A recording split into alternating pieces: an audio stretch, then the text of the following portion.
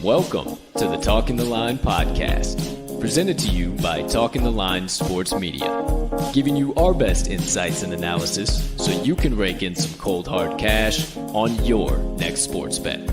Now sit on back, open up your mind, and let's cash some tickets. We can't thank you enough for joining us. We hope you enjoy.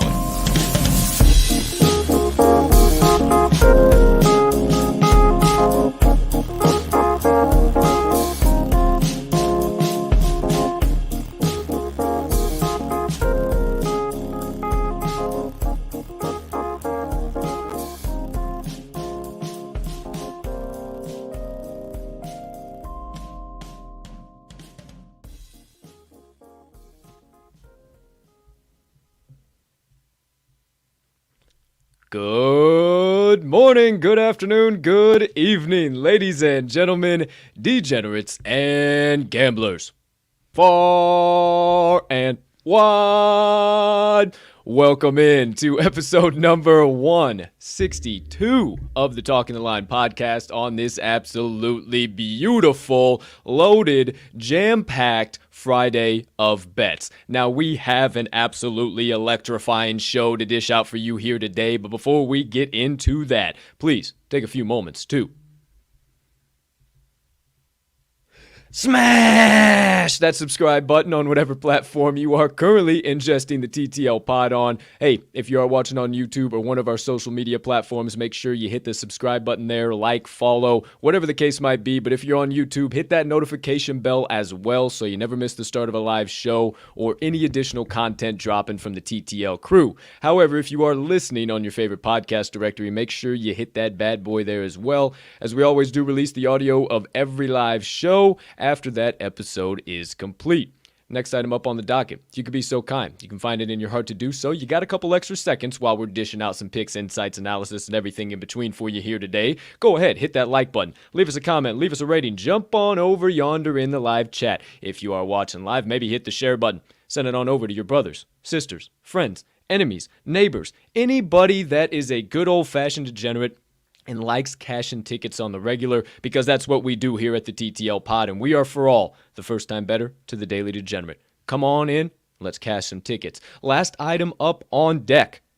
If you are looking for more TTL content, head on over to this episode's description where you will find the Talking the Line link tree. Within that link tree, you're going to locate the TalkingTheLine.com website, all of the TTL Crew social platforms, and our additional content so you can consume all of that jazz however and whenever you please. Ladies and gentlemen and beautiful gambling people, joining us for episode number 162 on this beautiful November 12th, 2021.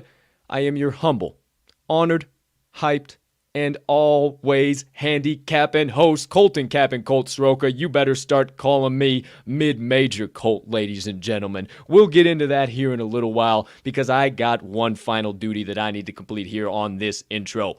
Now, I have said we, I have said us, I have said TTL Crew far too many times already on this show without acknowledging the presence of the man that resides on the pod with me.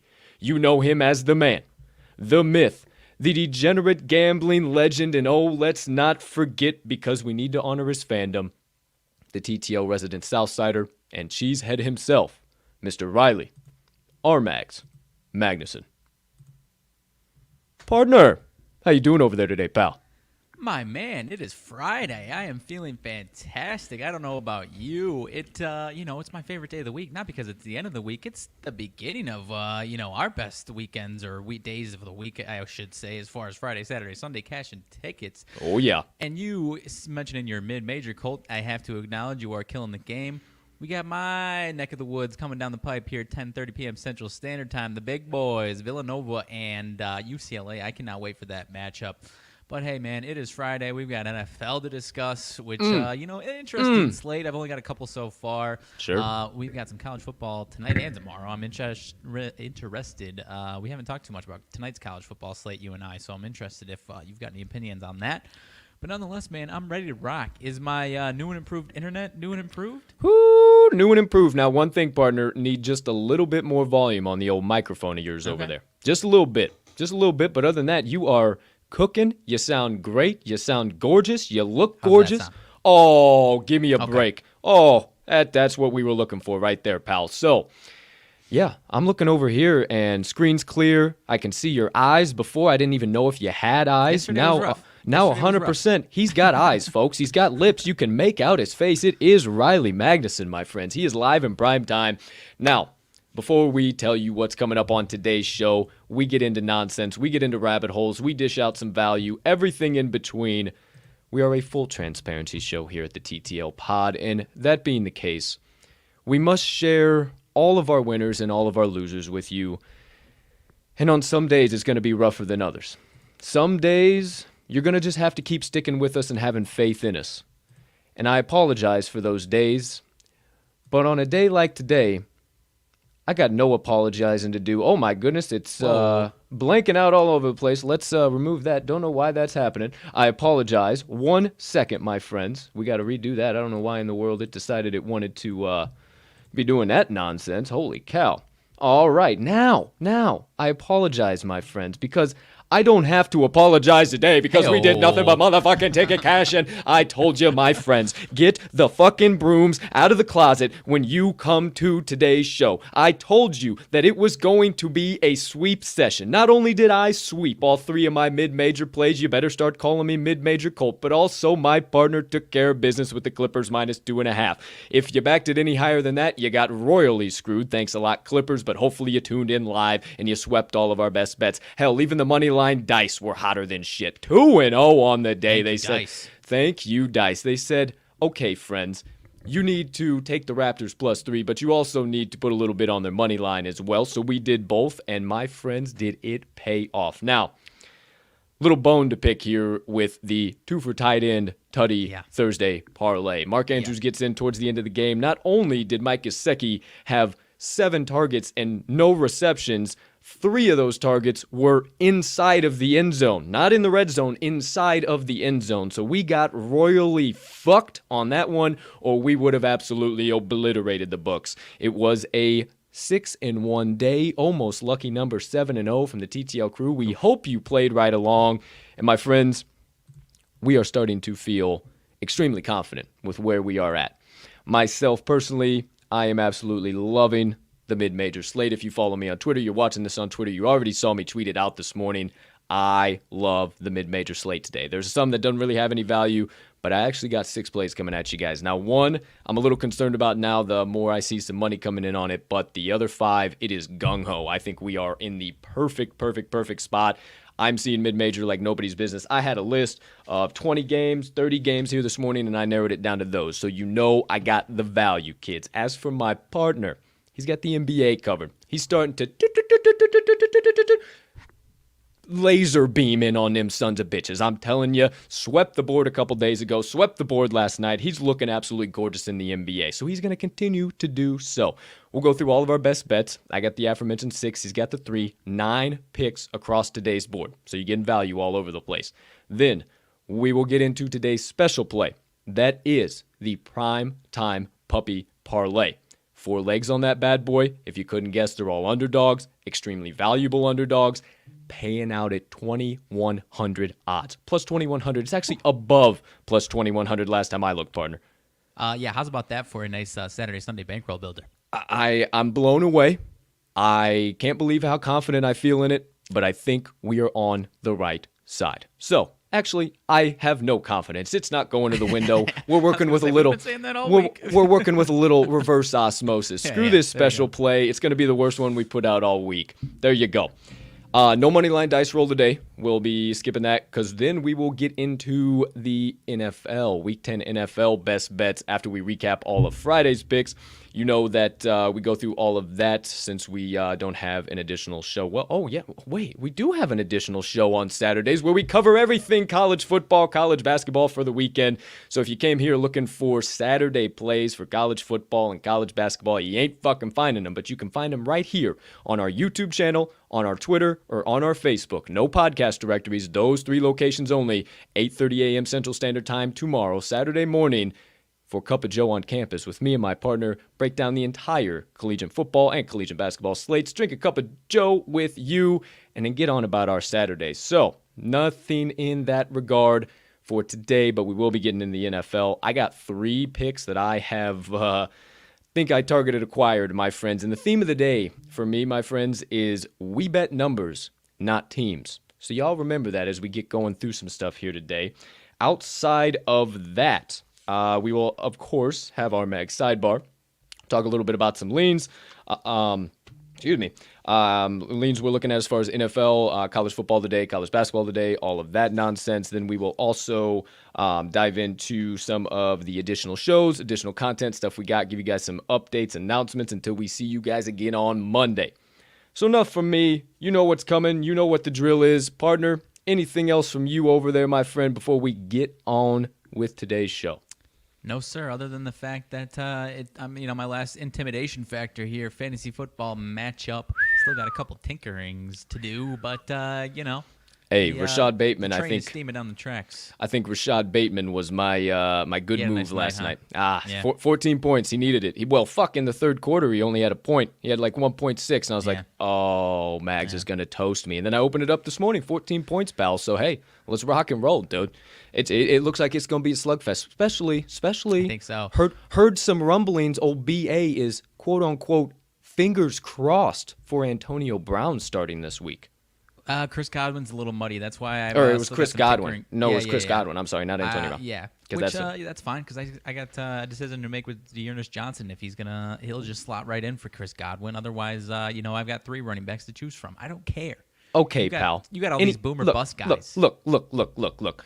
This week is all of a boom. No bust, in my opinion. And we will save all of this nonsense, the back and forth banter for the end of the show, because I got plenty of other shit talk we can get into with that whole entire matchup and how my season has gone. So for now,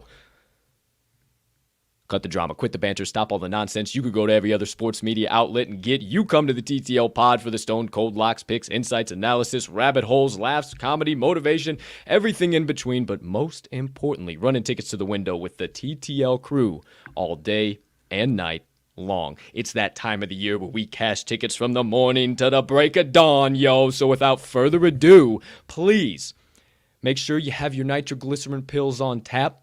Make sure you have your caffeine firmly in the grasp. To me, to you over there, partner, and anybody I might have left out, you beautiful gambling people sipping the black elixir of the gods, take your sip and let's get on with it. Keep trying to do these makeshift clinks. Oh, goodness. Oh, the black elixir is flowing this morning, and it is ready to get into the first segment of the day, my friends. The only way we know how to start it here at the TTL pod. RMags, best bets of the day. Without further ado, turn that volume way up if you haven't already. Get out your sports books, get out your pens and paper, whatever you need to do to take stock of the legend himself's best bets of the day. And partner, you have the floor. I appreciate you, my man. First two from me coming out of the NBA. Actually, a couple teams that I took a couple of days ago. And I do not think the value has lost these teams quite yet right now. And I think the teams that they're opposing are a little overvalued right now. I'll start with the Oklahoma City Thunder facing the Sacramento Kings in Oklahoma City. I've got the Thunder at plus 4.5. I'd be comfortable with this one down to 3.5. Partner, I like fading this Kings team as a favorite of 4 points or more. They are a lot of people's darlings, including yours, including mine as a dog in some spots. I'll admit it. That's just the thing. When they're a 4-point favorite or more, they are not quite as profitable as they are as a 4-point dog or more. So I think Sacramento is going to struggle against this defense because they struggle against a lot of defense that they match up, that the defense matches up well to them. And Oklahoma City is actually playing some really solid defense right now. Thunder have won 3 straight games. They have covered 6 of their last 7, all as dogs of 3.5 or higher.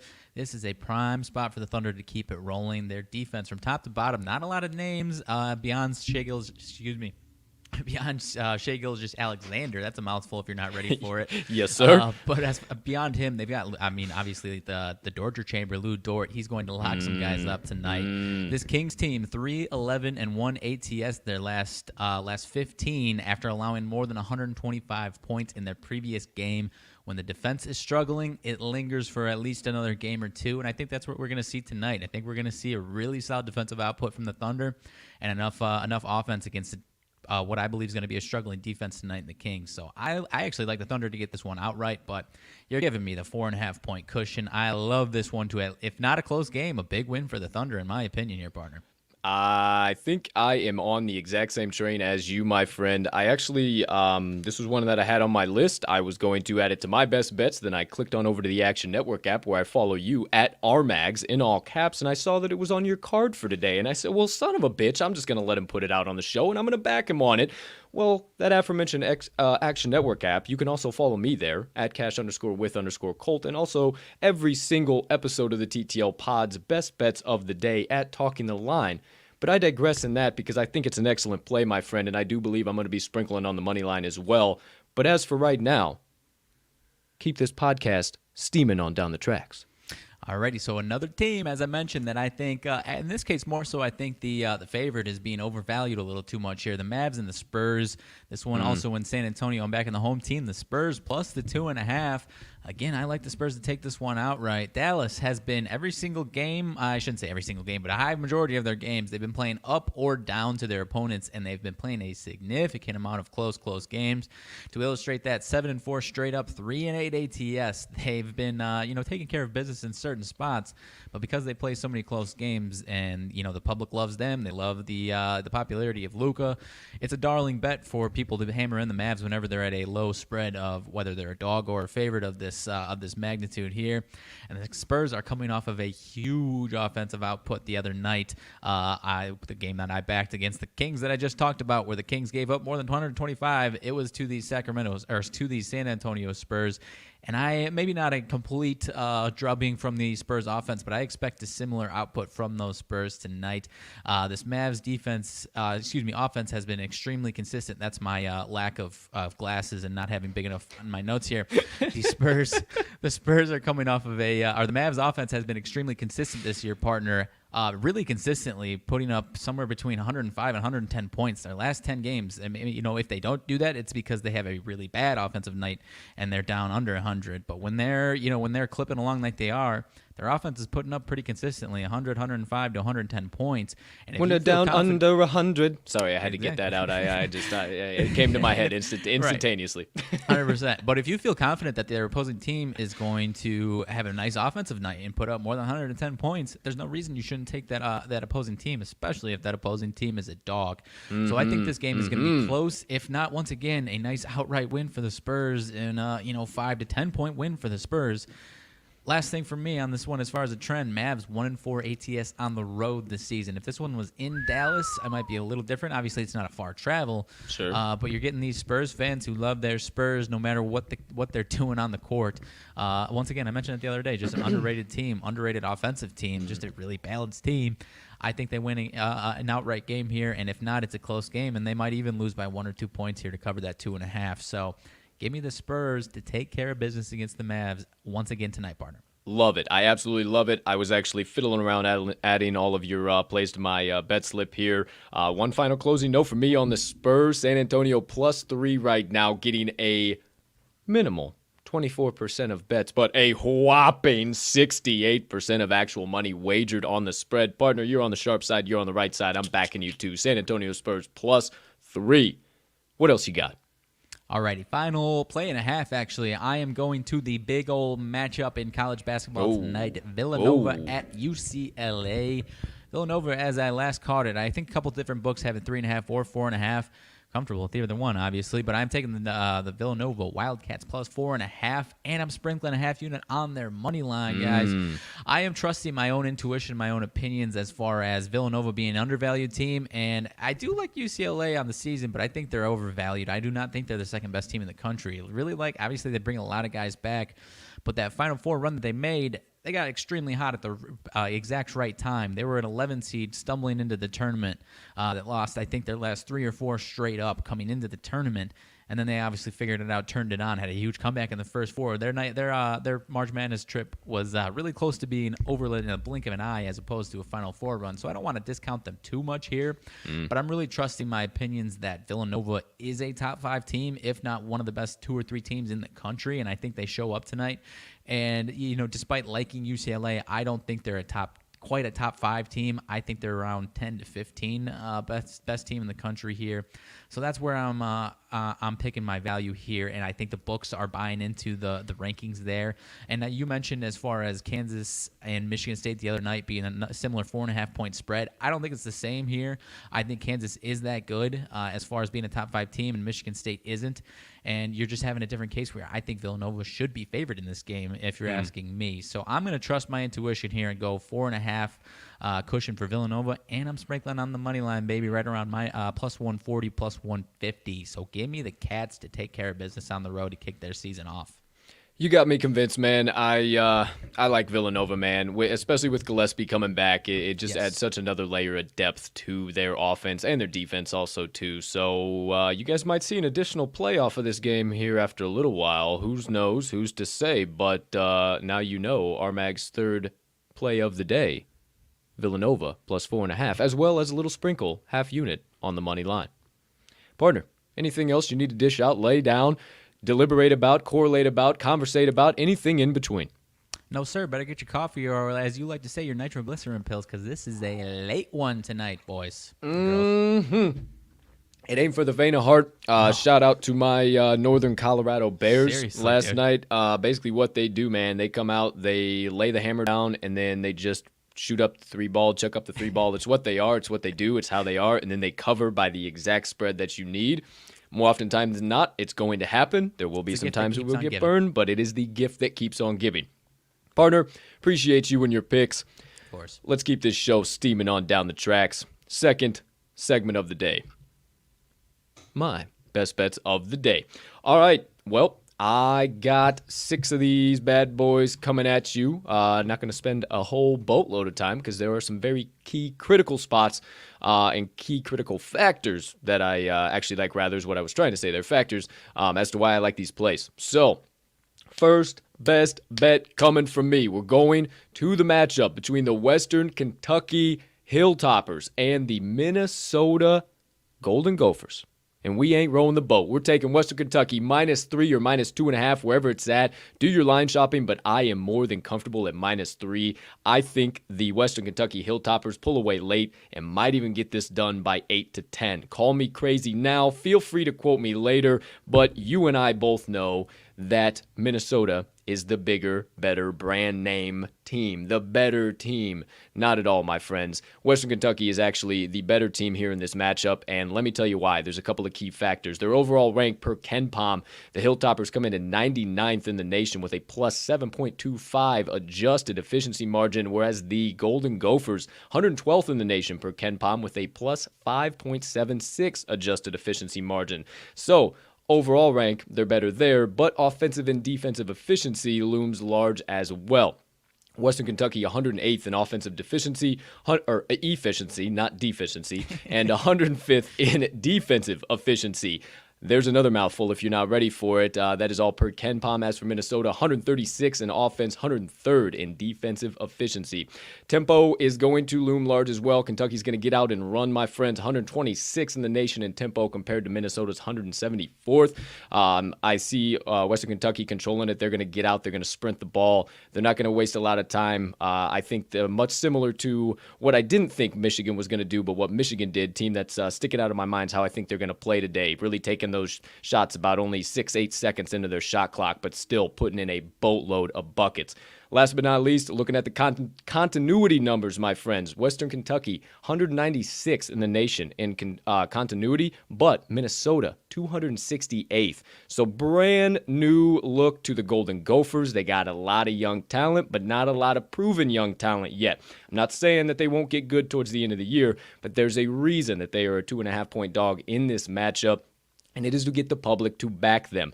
If this was in Minnesota, it's not. It's a neutral site game, my friends. I'd be backing the Gophers, but if it's at a neutral site, there's some key trends and key things I love as to why I'm backing them, so let me lay them down for you. Western Kentucky, 5-2 ATS last 7 following an ATS loss, and 18-15 ATS last 33 neutral site games. Minnesota, 12-14 ATS last 26 neutral games, 43-50-2 ATS last 95 following a straight-up win, 3-7 ATS last 10 overall, and 2-5 ATS last 7 as a dog. The Gophers do not handle business when they are a puppy. Do not buy into it. Hammer the Hilltoppers, and let's get the first ticket of the day, mid-major ticket of the day, to the window at -3. I like it, partner. I'm going to be hammering this one in. This was the first one aside from my play that jumped out to me because obviously you guys know me with my Big Ten football. I'm all the same with Big Ten basketball. I was waiting to hear what you had on the Hilltoppers because, yeah, Minnesota's in a rebuilding spot, and they are not that team this year, and I think you got the right value here. I'm going to be backing with you on the Hilltoppers. Let's go. Second best bet of the day coming from me, my friends. Now, these are my SoCon darlings, okay? Ooh. These are my boys in the SoCon. I got a couple of guys in the SoCon, but I really love me some ETSU, baby. East Tennessee State. We're taking on +2.5 against Appalachian State today, my friends. Key factors in this one for me is that ETSU is returning 2 double-digit scores from last year in David Sloan and Ladarius Brewer, and then they're also bringing in transfer Jordan King, another double-digit scorer. So I think it's going to be raining buckets, hallelujah. But hey, don't believe me, it's okay. I'll tell you a little bit more. Overall rank, ETSU, 140th in the nation per KenPom with a 3.15 adjusted efficiency margin. App State, 182nd in the nation in overall rank with a negative 1.33 adjusted efficiency margin. So overall, ETSU is the better team across the board. I think they control tempo here today. I think they're going to get out and push App State, and they're not going to allow App State to slow the game way down with their 219th ranked tempo is ETSU, with App State being at 326. So I see the old East Tennessee. I think they're also the Hilltoppers too. I got to get back familiar with that, but I love ETSU. Either way, I think they are absolutely going to get out and fast break the pickles off of Appalachian State today. Last but certainly not least, efficiency looms extremely large for me too. Appalachian State, 210th in the nation in offensive efficiency, 192nd on the defensive side of the ball. ETSU, 127th in offensive efficiency, 157th in defensive efficiency. So overall, they are just a little bit better of a team, and I will be backing them all day long, getting the 2.5. Again, all those numbers per KenPom. But you don't believe KenPom, you don't believe me, believe the trends.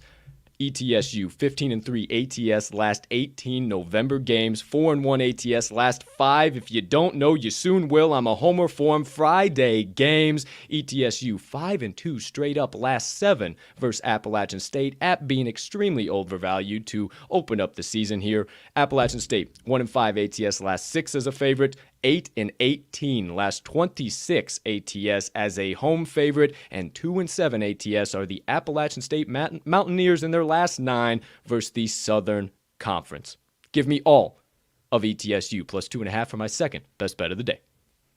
Tis the Buccaneers, my friend. The Bucks, that's right, the There Bucks. Okay, well there you go. You got me interested enough. I think Love I'll like this one as well. I absolutely love it. This one is also one of my better ones of the day. I think we might even see this move down to plus 1.5. It is a 4-star play for me, not one of my 5 stars, just because I haven't seen them play yet, but I do think they have more than enough firepower. Speaking of firepower, let's go to my third best bet of the day, my friends, and this one is a 5-star play for me. I absolutely love it, and mid-major Colt is back, my friends. Just have a little bit of faith. I'm going to the matchup between the Wofford Terriers and the Clemson Tigers, and I'm thinking the Tigers ain't got a whole lot of growl in them or whatever the hell a doggone tiger does, and I'm thinking the Terrier comes out with a little bit sharper bite than everybody's expecting, if you will. Wofford has more than enough firepower, which is why I mentioned firepower, on the offensive side of the ball. They actually finished last year per KenPom 21st in expected field goal percentage. Clemson, in that exact same stat, 173rd. So I think that Wofford is going to come out and kind of smack Clemson in the mouth, if you will, or if I do say so myself. But if you don't believe me, just believe what Wofford did in their last game. They hung 117 on old Bob Jones University to open up the season. So it wasn't like that they're just some type of mid-major team that comes out and, oh yeah, they should be able to hang around. They have plenty of offense to go around and plenty to stick with Clemson. They also have a much better tempo rank than what I believe, or I apologize, looking at my, tempo, 100%. They have a little bit faster tempo than Clemson, so I think they're going to get out. They're going to push the ball a little bit more. 291st in the nation in tempo, 337th for Clemson. So very similar style of ball, very slow-paced ball, but if we're banking on one team to get out and push it a little more often, that's going to be Wofford. Clemson, looked at their continuity stat, 141st in the nation per KenPom. This is Brad Brownell's probably least cohesive unit and that he's had since he's been at Clemson. And man, it's one of the units that just does not look as good. They did not look absolutely terrific against Presbyterian to open up the season. They did win 64-53, but they were 18.5-point favorites. Didn't cover there. I think the markets have adjusted accurately, especially against a much better Wofford team than Presbyterian. Trust me, mid-major Colt is back. I follow these teams very closely. You don't believe me, believe the trends. Clemson, 1-5 ATS last 6, 1-4 ATS last 5 following a straight-up win. 1-5 ATS last 6 home games, and 1-4 ATS last 5 as a home favorite. Oh, let's not forget my personal favorite trend. Clemson, 1-4 ATS last 5 Friday games. Wofford, 10-2 ATS last 12 following a straight-up win of 20-plus points. 4-1 ATS last 5 as a dog. 8-3-1 ATS last 11 as a road dog. And wouldn't you know, the Road Puppy Terriers are 6-2 ATS their last 8 meetings with Clemson. Give me all of the Wofford Terriers plus 7. I'm okay with plus 6.5 as well because it opened at plus 8 and it's quickly dropping. Wofford Terriers plus 7 for my third best bet of the day. I like it, man. I'm interested. I'm a big fan of the old Terriers over there at Wofford. They are always a little under the radar. I believe, was it last year or 2 years ago they had a really, really good team? Last year they had an excellent team, okay, and it's almost carrying it over. Last year they finished 21st in expected field goal percent. So right. That's what I thought. They were sick. They were fucking sick, man. So there you go. There you have it. I think they keep it rolling. Next best bet of the day coming from me. Fourth best bet. I'm going to the matchup between Wright State and Marshall, my friends. And this line opened up at 4.5. Now it's down to 3 some places. I snagged it at 2 this morning because it was plus 100. And I thought it was absolutely ludicrous that it was even that high. I'm taking Wright State +3 as my official best bet. I've backed it once again, but Wright State should be the favorite in this matchup. I am telling you, they are a much, much, much better team in a few little key critical areas that I'm going to tell you about. As far as overall rank, Wright State 109th per KenPom in the nation, plus 6.05 adjusted efficiency margin. Marshall, just a little bit worse than that, 111th with a 5.84 adjusted efficiency margin. But hey, last time I looked, 109th is better than 111th, and 6.05 is better than 5.84, so why are they favored by 3 points? I don't think so, my friends. I think Wright State should be favored by at least 1.5 points, if not 2.5 points. They are going to be running all over each other. I don't care about the tempo in this game. Wright State 69th in the nation, Marshall 6th in the nation. They are going to go back and forth and back and forth and back and forth. So where you got to look at is the defense. Who's going to get a few more key stops? How efficient are they on that side of the ball? Well, Wright State holds the edge, 126th in the nation per KenPom in defensive efficiency, whereas Marshall just a little bit worse, but still nonetheless 155th in the nation in defensive efficiency. I think Wright State is a tough, gritty, I know they are a tough, gritty team. I think they're going to give Marshall all they can handle, and I think they get the outright wins, but I am more than confident in taking the 3 points, or even if it goes back down to 2, because I love the trends.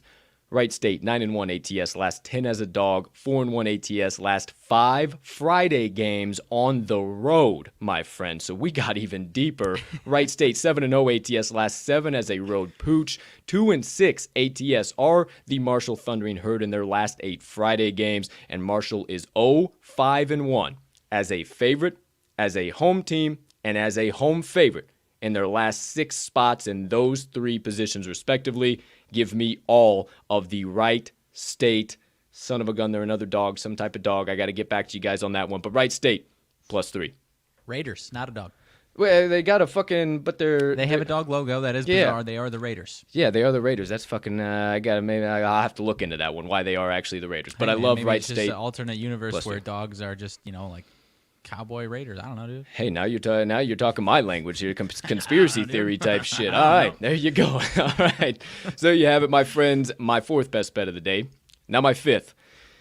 You can fade me on this one if you guys want. Back me if you please, but I locked it in. I hammered it in, so I got to give it out. It was one of my best bets either way. I just don't like where the money's coming in, but I think that's because everybody believes that the Oregon State Beavers are dead and they're back in the Iowa State Cyclones, the wrong ISU, if you will. Shout out Brujas, shout out ISU, shout out Roll Birds. The Beavers aren't dead, my friend, so I'm backing them at -1.5. Couple key factors. Oregon State is by far the better team. They just had a little hiccup to open up the year. They're going to be juiced, ready to rock and roll against a Big 12 opponent. They're 71st in the nation per KenPom with a plus 11.63 adjusted efficiency margin, whereas Iowa State 115th per KenPom with a plus 5.39 adjusted efficiency margin. They are 2 teams on the opposite end of the spectrum. Oregon State just had a rough little bumpy start to start the season. They are not going to just crawl in a hole and die because they're incredibly efficient. 56th in the nation in offensive efficiency, 90th in the nation in defensive efficiency per KenPom, whereas Iowa State, 149th offensive efficiency, 97th defensive efficiency. Again, another very, very, very far spread. As for tempo, my friends, Oregon State's going to control time of possession. They're going to slow it down with their 257th ranked tempo in the nation compared to Iowa's 55th in the nation. Oregon is not going to let them get out and run. Everybody's backing that because, oh my gosh, they're going to outpace them all game long. Oregon will slow it way down. They'll keep the offense up. They'll keep the defense productive. And I think we see some positive regression from the boys from the last game, and Iowa State comes back down to earth just a tad bit. You don't believe me? Believe the trends. Oregon State, 6-0 ATS last 6 following a straight-up win. 6-1 ATS last 7 Friday games. 3-1 ATS last 5 as a favorite. And 5-0 ATS last 5 on the road. Iowa State, 0-5 ATS last 5 versus the Pac-12. 1-4 ATS last 5 following a straight-up win. 1-4 ATS last 5 home games. And 3-13 ATS last 16 as a home dog. When they are a home dog, it is priced accordingly. They ain't worth a damn. Give me the Oregon State Beavers, -1.5. Okay, I'm not fading you on this one, partner. I might stay away from this one.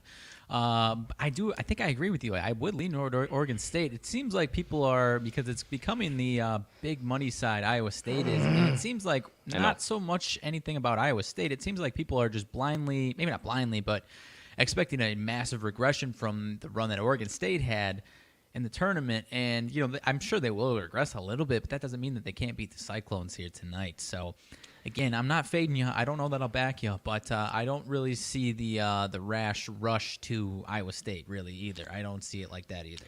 No, and again, I totally preface that with go right on ahead and fade me if you so please. That one is a little bit sensitive. But as for all of my other plays, we are what it looks like on the right side so far as money bet percent.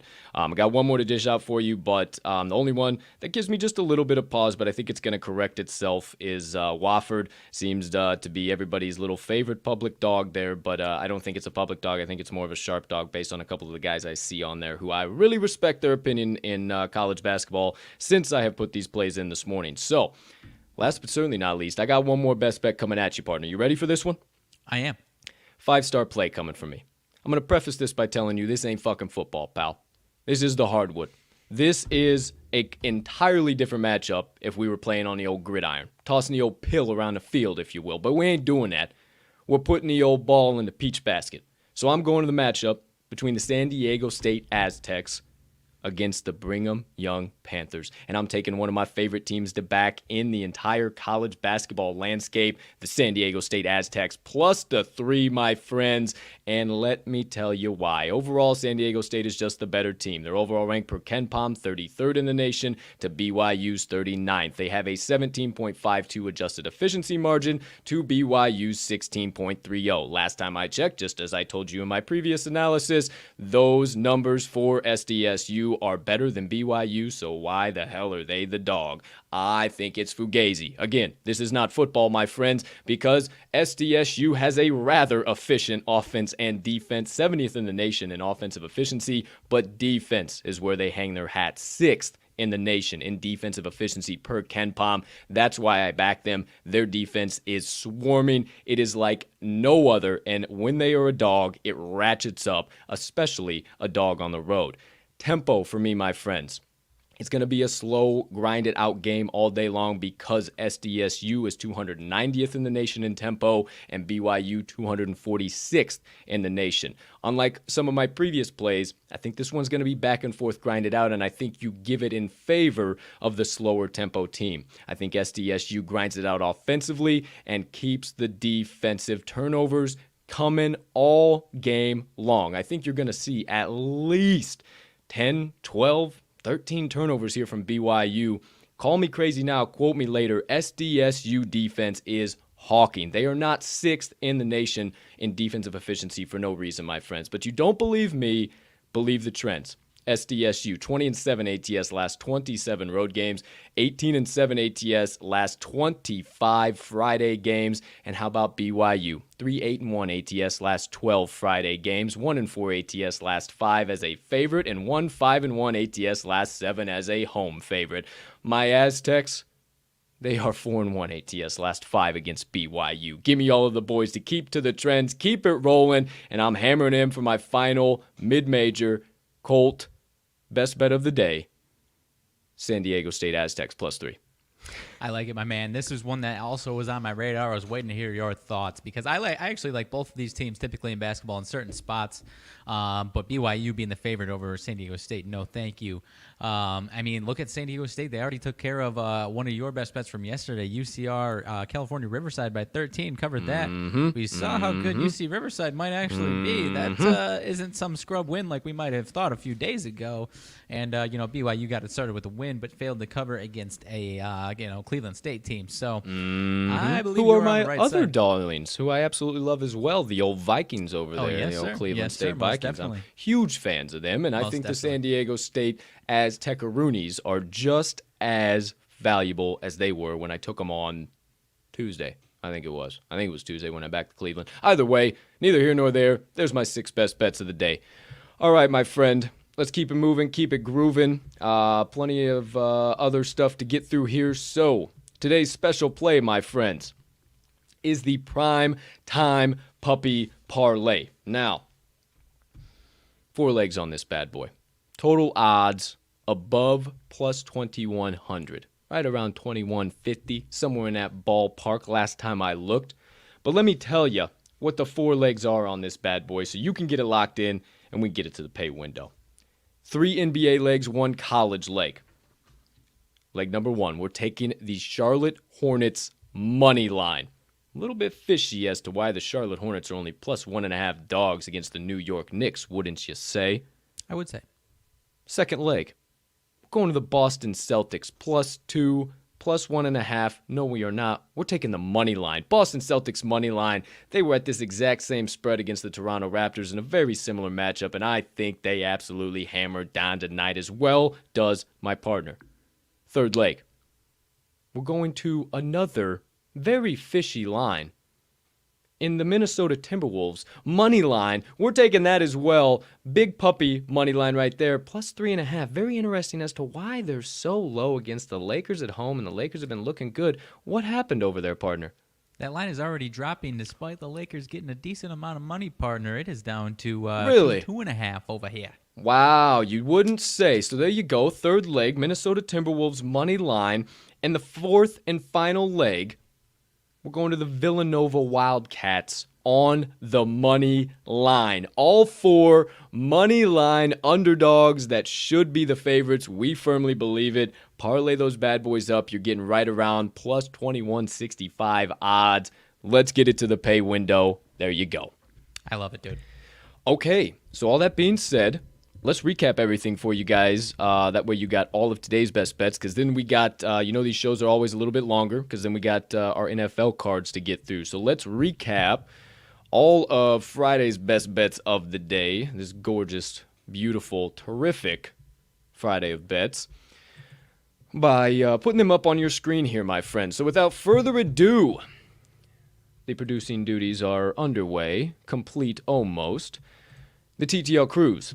Best bets of the day are almost about to be now live on your screen for the first time here today. You see the ticker down below. You see them up above. Please turn your attention right above us, left side of your screen, my best bets. You better start calling me mid-major Colt, because I got the broom out of the closets, kid. My 6 best bets of the day. Western Kentucky Hilltoppers -3. The East Tennessee State University Buccaneers plus 2.5. The Wofford Terriers plus 7. Wright State Raiders plus 3. Oregon State Beavers -1.5. And the San Diego State University Aztecs plus 3. Kindly turn your attention to the opposite side of that screen for RMags best bets of the day, the right side of your screen. He's got 3 coming at you. 2 NBA. He's taking the Oklahoma City Thunder plus 4.5 and the San Antonio Spurs plus 2.5. He's going to the college basketball slate, the primetime game tonight, Villanova Wildcats. He's taking plus 4.5 and a half unit sprinkle on their money line. The TTL Crew special play of the day, the Primetime Puppy Parlay, 4 legs on it,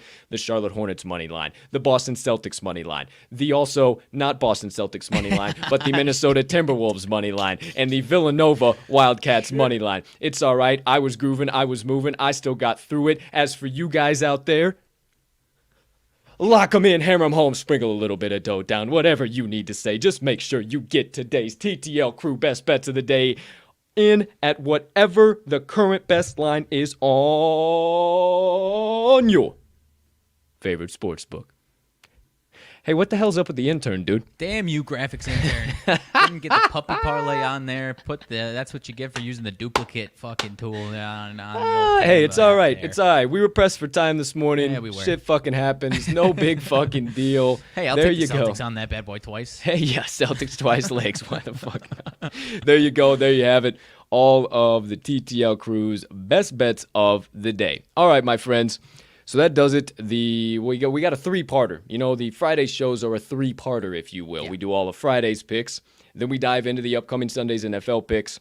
Then we talk some shit. RMags Sidebar, a little bit of banter, a little bit of TTL announcements, my motivation minutes, get y'all on out of here. So it's time to get in to the middle chapter, if you will. Think of today's show as a hamburger. We just got through bun number 1. We're diving into said patty, and then we'll get through some of the condiments and the bun on the opposite side of this. So for now, time to get into that aforementioned podcast patty, if you will, with RMags NFL Week 10 best bets of the weekend.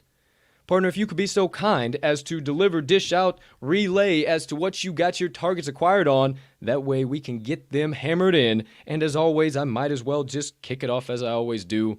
Hey, good sir, you again have the floor. I appreciate you, dude. So I don't have too much to dish out this week. The one that is not one of my homer picks, which I don't believe is too much of a homer pick, we are also lining up on. So I'll start with the homer pick. You can call me a homer if you want. I'm taking the Packers -3. It's jumped up. It's still 3, some spots 3.5. Part of that is honestly just betting that I think Aaron Rodgers is going to be in uniform on Sunday. You can call me crazy if you want. That's fine. I also still like it a little bit there if Jordan Love is the starting quarterback at -3. You can call me crazy once again. Another week of prep for him. Now he's at Lambeau. You also have, if you want to talk about Rodgers being a little rusty coming back, Russell Wilson has been out for many more weeks than Mr. Aaron Rodgers has been. And not to mention, Russell Wilson has never won in Lambeau Field. So I like the -3 here. I wouldn't take it, at least as of right now, I wouldn't take it over -3. But not to mention, I don't care if Russell Wilson is back because the Seahawks team wasn't very good with him before he got hurt. They were losing the game in which he got hurt. They had been struggling up until that point, and I think they continue to struggle here. And I think the Packers, regardless of who's at quarterback, I think they will have the right recipe to take care of business at least by a field goal, if not more. So that's my rationale with that. I don't know what your thoughts. If like I said, if you think Aaron Rodgers isn't going to be there, I still, obviously part of this was that I was betting on him to be there. But if not, I'm still happy to lay the 3 on this one, partner. What say you? I say it would be bad news bears if Jordan Love started. I think that's a lot more difficult of a matchup than Kansas City Chiefs. But if A-Rod is back, then yeah, for sure. I think this -3 has the value. I'm not sure. I never run to the window on the Packers in any capacity with where my fandom lies, but I also think this is pretty damn good, and I don't know what Russ is covering-wise at Lambeau. I know he's not great straight-up winning-wise, and with Raj only being out, a week? A little bit here. Mm-hmm. I think the bad man is going to unleash when he has the opportunity to get on the gridiron again. So -10 might not be even enough to contain Aaron Rodgers, but I think you got the right side. I digress. What else you got, my friend? All right, so I will save this one, or I saved this one for a second because we are both on this one as well. I believe I am taking, as yes, you sir. are, yes, sir, the LA Chargers -3 versus the Minnesota Vikings. We didn't talk about this too much, partner, but we're kind of breaking one of our, not a concrete rule that we made, but a rule in which we said we would take the Vikings as a dog. But I do believe this is one of those Vikings traps, partner. For one, it's not at home, which they have been fantastic ATS under Mike Zimmer. This one is on the road. But they've also got a lot of guys banged up and a lot of guys that are questionable with some COVID outages here. So I do not like the Vikings in this spot. I like the Chargers -3. I don't know about you, but I don't know if I would go over the -3. I honestly, it wouldn't be my best bet, but I would still probably take it 3.5, 4 if I'm being honest, because I think the Chargers win by a touchdown. I would. That was most of my analysis here for this one. I don't know what your thoughts are as far as actual scheme stuff or anything like that. I like the Chargers a lot. Once again, if we think the Chargers are who we think they are and have been for the entire season, then they got to take care of this Vikings team. Despite all of these goofy-ass Vikings games that come down to the wire like this, I think we got ourselves a Vikings trap, and I think we're on the right side. 3 things. Number 1, I think it's a trap as well. This Vikings team is really starting to feel like a team that I used to know that was head coached by Anthony Anchovies Lynn. That's the Los Angeles Chargers. Oh my goodness. It simply cannot be, partner. No way they're turning into the old Chargers. I don't know. It's sure how it feels. And, I think this line is at a key number, if you will. And I think all of these experts coming into the spot see these key numbers, and they really have no fucking idea what that actually means with how field goals are missed, with how everything's done. I would be fine up to -4 as well, my friend. I don't think this -3 takes care of it. I think it is by a minimum of 6, and I think that the Vikings are going to look terrible to start. They're going to have to try and scrap their way back in, and it's just simply not going to be enough against Brandon Staley's boys. Number 2, Chargers finally looking like they're going to get healthy, my friends. They might get the old Asante Samuel Jr. back in action. He looks to be ready to rock and roll. Everybody else across the defense pretty healthy, offense pretty healthy. And if you look at Minnesota, They are just diving deep into the pup-less trenches. They have everybody and their dogs hurt, out, injured, questionable, everything in between, and it is really, really, really going to start looming large. Now, I never like to mention these things, man, but there's a little bit of turmoil, a little bit of nonsense going on with the running back. We know Dalvin Cook, we know the situation. I'm going to stay off of it, and I'm going to tell you more oftentimes than not, we bet numbers, not teams and storylines, but this one's worth noting. This one's pretty damn severe, something you got to take note of. Last but not least, Minnesota is not going to measure up defensively. They are going to get shredded either through the air or on the ground. They are 27th in the NFL on defense, 383.6 total yards allowed per game. Going to have plenty of opportunities for the Chargers to get into the red zone, where they've been gradually improving and where Brandon Staley said they wanted to start hanging their hats. 62% conversion rate for the Chargers right now, and Minnesota's only stopping at a 68%. So I think we see regression from Minnesota and positive regression for the Chargers. Last but not least, you don't believe me, dude. Believe the fucking trends. Minnesota, 2-3 ATS last 5, 4-11 ATS last 15, 1-4 ATS last 5 following an ATS win, and my personal favorite, 1-7 ATS last 8 after allowing 350 plus total yards in their previous game. The Chargers, 4-2 ATS last 6, 9-3 ATS last 12 overall, 6-2 ATS last 8 as a favorite, 5-2 ATS following a straight up and an ATS win, and Minnesota, 4-0 ATS last 4 meetings against the Chargers, but I don't give a damn. I've told you time and time again, the Anthony Lynn anchovies are out of there, and we ain't worried about them. This is a new Chargers team. This is a new Minnesota team, and unfortunately, Minnesota's going this way, Chargers going this way, and me and my partner back in this hand over here. The Los Angeles Chargers, -3. I love it, man. I love the Anthony Lynn narrative that it might be the Vikings now. It's like I know you are. I don't know if anyone else is the How I Met Your Mother episode, The Blitz. Anthony Lynn is the NFL's version of that, where it's like, this team should be good, right? And then they just keep losing in overtime. They keep losing by field goals, and it's just the Anthony Lynn. And now this is going to be the final straw. You can't do that when I got fucking liquids in my mouth, damn it. You know how much I love How I Met Your Mother. Oh, fuck. 150%. I think you're on the right side, man. You only got those two? Oh, go ahead. Yeah, that's all I have right now. I hate to disrespect our fellow ISU Redbird alum Mike Zimmer like that, because he's not as bad shout out Zimmer, as Anthony Lynn was. But hey, it's not looking good. Pretty similar over there. It ain't looking good. So. And I think that Zimmer's staying a little bit too old school ball, if I do say so myself as well. So, all right, there you go. You know we both love the Chargers. We went both down on a rabbit hole on both of those, but hope you are back in those, because we believe it is a very, very valuable play.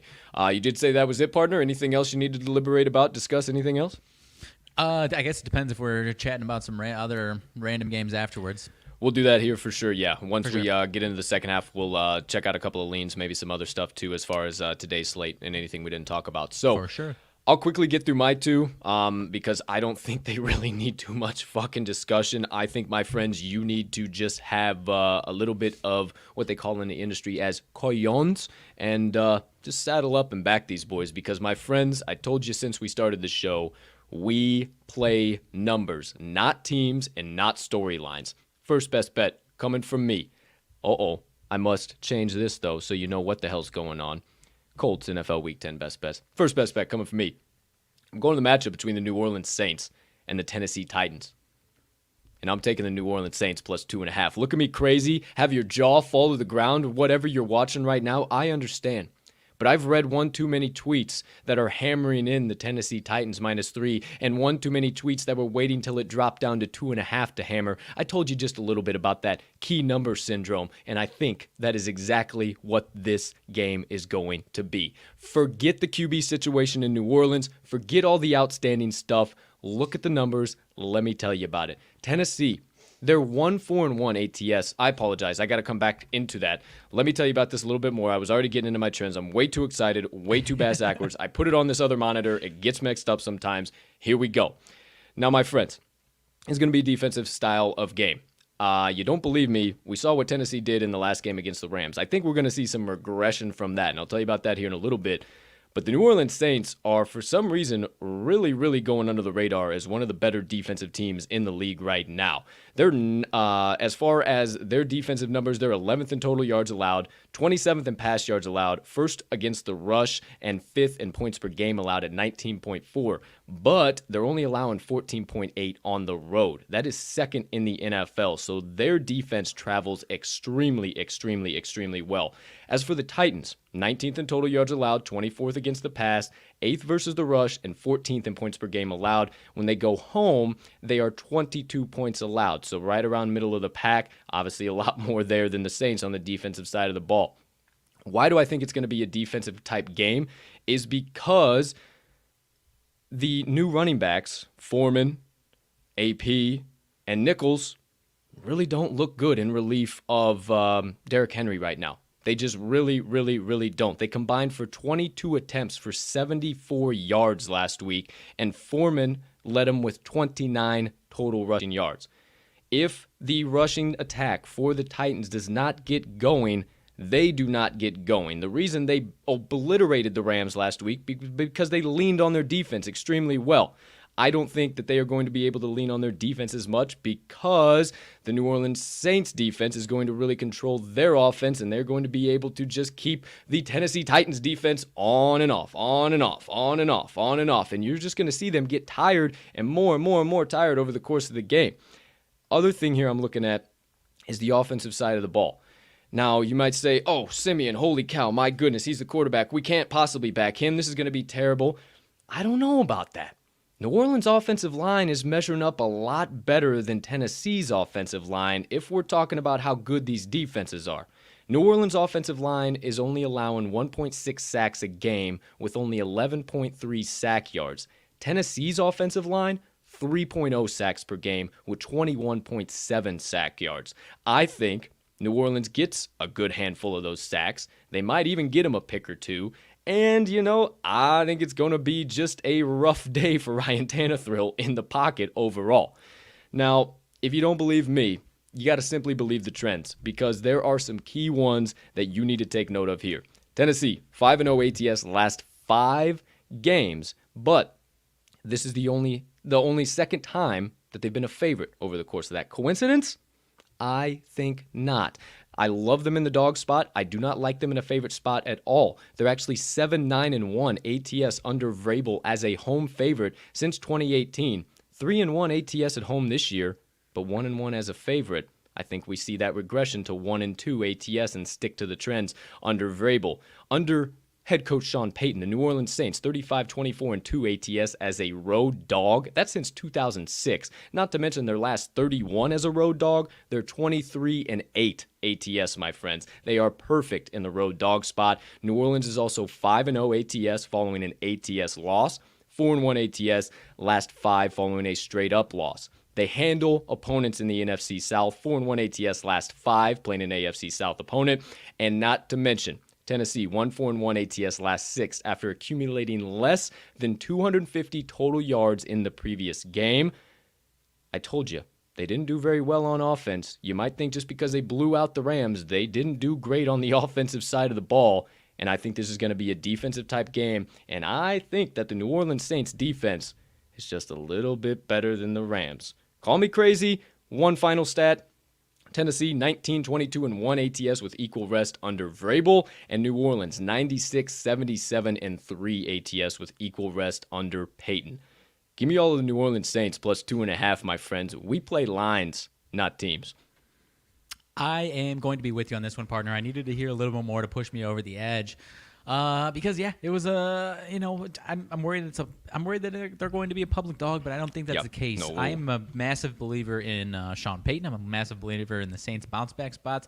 You mentioned their offense. It's not like they were terrible offensively last week under Trevor Siemian. They put up 25 points, and I think they can do at least that again. And like you, I am a believer in the Saints defense in certain spots with the right matchup, and I think they do have the right matchup. And once again, I think you've got a team that's disrespected by the public right now in the Saints, and a team that's massively respected in the Titans. And year over year, the Titans, we've talked about in the preseason, the Titans do this the last 2 seasons, 2019 and 2020. They clip along like this, and it's like, wow, Titans, look at these Titans. And then it's at a certain spot after they go on this type of run, the wheels fall off, at least for a game, if not for a few. And I think that's what we got here on Sunday. So I like it, man. 150%. Once again, we play lines, not teams, and I do believe that the old New Orleans Saints plus 2.5 are going to be the most valuable. Next, best bet coming from me. This is 2 of my 3. You already got the Chargers from me. You already got the Saints from me, so this is my last best bet for the NFL card that I will be locking in before Sunday or before even tomorrow, potentially. But I make this a 4-star play. It's just because I haven't backed this team yet. Shout out to our guy CH of the Cash Considerations Show. I'm taking the New England Patriots minus 2.5 against the Cleveland Browns. I am not concerned if it bounces to 1, bounces to 2, bounces here, there, and everywhere to Kalamazoo for all I care. 2.5 is not going to be enough. I see the Patriots getting this done by at least a touchdown, and there's a couple key things as to why. Number 1, you need to throw out Cleveland's game last week. 41-16, that's a box score game. They just lost 15-10 to the Steelers in the week before that. Give me an effing break. It wasn't just because one guy, OBJ, was in the locker room. All their issues were not only because of OBJ. Believe you me, my friends. Baker only had 2 touchdowns against the Cincinnati defense, and I think they're really starting to get exposed. They look bad, and they leaned on Chubb, who had 2 rushing touchdowns himself. Oh, let's stick a pin in Mr. Chubb. I got to come back to him in just a second, but it was a beautiful matchup for Cleveland's defense. They destroyed Joe Burrow. That offensive line never had a chance in hell, and I think you just need to throw that game completely out and do not factor it into this because wouldn't you know it, they're another plus 2.5 point dog. I think it's a setup and a half. This is going to be a defensive battle, my friends. There's a reason that the total is set at 45. Points are coming at a premium, and I think Cleveland's offense is going to struggle against a defense that's actually evenly matched, and I think this is going to turn into a defensive battle. New England's defense is 9th in total yards allowed, 11th against the pass, and 14th against the rush. They're only allowing 18.9 points per game, compared to Cleveland D's 3rd in total yards, 9th versus the pass, 3rd versus the rush, but they're allowing 21.8 points per game. So I think this is a shootout and a half, and wouldn't you know, that's only about a 3-point spread right there. So why do you think this is at minus 2.5 or minus 3? Don't worry about that. The Patriots are going to take care of plenty of business. I think they're going to have more opportunities, and I think Baker's going to turn it over a little bit more often than Mac Jones does, as far as my opinion. It doesn't seem like the public's all lining up too much with that, so who am I? What do I know? But another thing I'm looking at, injuries, my friends. Right now, both teams are absolutely ransacked with injuries left, right, and center, and let me take that pin back out. Cleveland's are a lot more important. Nick Chubb has been ruled out since Tuesday, out indefinitely. He still has a chance to potentially possibly come back, but in my mind, if he hasn't logged to practice by now, I'm not worried about it whatsoever.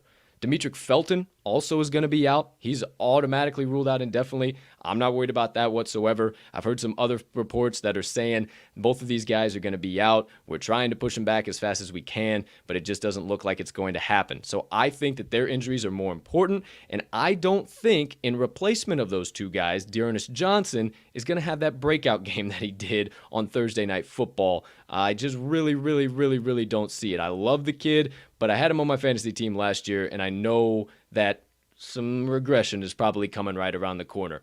Outside of that, let me ask you this to close it in thought. Who the hell has Cleveland actually really played? Cincinnati? Pittsburgh? Denver? Arizona? The Chargers? Minnesota? Chicago? Houston? Kansas City? What, Arizona and the Chargers? Outside of that, I'm not really convinced that this Cleveland Browns team is going to be the team that's going to the AFC Championship and going to the Super Bowl. I did originally at the beginning of the year, but more that they get into these schedules, I think the books are just adjusting way too much now, and I think that the Browns need to be at least 4-5 point dog in this spot. I think the Patriots get it done with relative ease, but you don't believe me? Believe the trends. New England, 91-65-5 ATS under Belichick as a home favorite. Cleveland is 7-5 ATS under Stefanski as a road dog, but they have picked up some recent wins to get back into the winning side of that category. I think they regress back to being not so good as a road dog under Stefanski. Cleveland, 3-7 ATS last 10 following an ATS win. 8-21-1 ATS last 30 November games. Cleveland 1-8 ATS last 9, my favorite, following a straight-up win of 14-plus points. Can you say letdown game? I can, my friends. And New England 6-2 ATS last 8 meetings with Cleveland. 4-1 ATS last 5 in New England. Give me all the Patriots minus 2.5. I think they're the most valuable side in the matchup with the Browns here this weekend. Interesting, my man. I am staying away from this one right now. I have been a believer of both these teams, so I have been extremely torn on this game. And I've got some, I don't know. I agree with a lot of things you said, but I push back a little bit. Push back. I think Dearness Johnson's going to be just fine. If it's the depth as far as nobody behind him, that's obviously a little concerning. My biggest thing is Myles Garrett, the health of Myles Garrett, who's still – it's not that he's hopeful for Sunday, but I don't know if that means he's going to be a full go or if he's going to be a little banged up, a little slowed down. If he's slowed down, I love the Patriots, but – I don't know. I've been a huge believer in this Browns defense, so I don't know that I can fade them, but I don't know that I want to take them because one thing that you said as far as them being another plus 2.5 dog, that does seem like it's a little – I think it's a little fishy as far as just another spot where they look like they should take care of business. As of now, I'm staying away. I don't know. I've been too much of a big backer in the Browns, and I think I need to take a beat on them, on both of these teams, and see how this game plays out. Yeah, I am not in that camp whatsoever. I think while you're a little bit high on Ernest Johnson, is a little bit biased on your part with him being your number one running back right now in fantasy and you needing him to go the hell off. Trust me, believe me, partner. I had him all of last year. It is not that was an anomaly and a half of a Thursday night game. He is not that type of rusher. He faced a terrible rushing defense. You've seen him one sample size and had him for one game. I watched him all last year. You had him all last year. He was never the starter, though. It doesn't. There were 2 games where he was the starter. Yes, there was. Yes, there was. 150% there was. And regression's coming. In my mind, regression's coming. I think there's just a little bit of a bias on your. That's what I'm saying. That's why I'm kind of staying away because it's like I've been cashing some tickets on the Browns and I need to take a beat on them because I also like the Patriots. I like everything you said about the Patriots, 100%. Yeah, I'm not. So you're gonna back the Browns and take a beat on them? Is that what? No. I'm taking a beat as far as like not a gambling beat. I guess it's a poor choice of words. Like taking a beat, waiting on them for a week. I'm not taking any action is what I'm saying. So staying away from everything. Yeah. So yeah. I don't think we're going to be taking a beat on the Patriots minus 2.5. I think that they are going to get this done. I think that's a valuable side. So there you go. Poor choice of words. There you have it, my friends. All of the TTL Crew's best bets for Week 10 of the NFL season. Now, my friends, quickly, let's recap the rest of today's best bets or the weekend best bets for NFL football. I just realized I didn't update that in the banner. So TTL Crew's best bets of the day, best NFL bets of the day. About to be live on your screen in prime time in a short moment here. Let me get them rocking and rolling for you, my friends. Without further ado, the TTL Crew's Week 10 NFL Best Bets of the Weekend. If you turn your attention right above us, you got RMags picks. He's got 2 coming at you. He is taking the Chargers minus 3, and don't you dare call him a homer because he's taking the Packers minus 3 as well. Turn your attention to the opposite side of the screen, right side. I, too, am taking the Chargers minus 3. You see it there, but back up to the top, I'm taking the New England Patriots minus 2.5 and the New Orleans Saints plus 2.5. We play lines, not teams and storylines, my friends. We play the gambling lines. That's what me and both my partner feel with our best bets of the weekend. So for you, lock them in, hammer them home, sprinkle a little bit of dough down, whatever you need to say. Just make sure you get this weekend's Week 10 NFL best bets of the weekend once again, and at whatever the current best line is on your favorite sportsbook. Ooh. Okay, there we go. There we have it. Let's go back to us. There are all of our Friday best bets, all of our NFL best bets, the Primetime Puppy Parlay, my friends, all have been recapped. That sounds like the first half of the show to me. I think so. All right. Well, without further ado then, no moneyline dice roll today since we are already 15 minutes after the top of the 11 o'clock hour.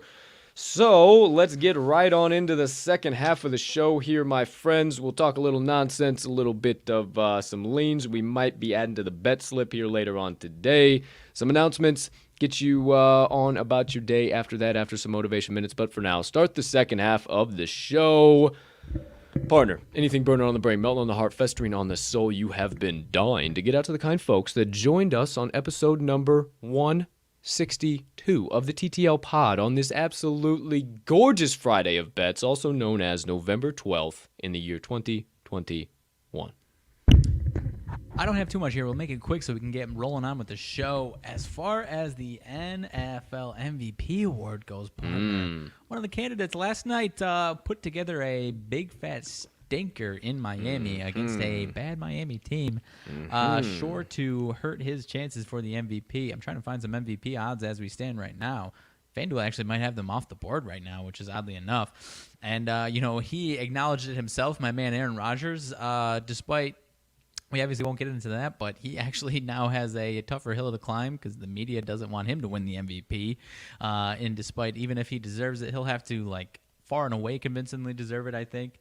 So I don't know what your thoughts are as far as who the, the guy that's going to run away with the award is.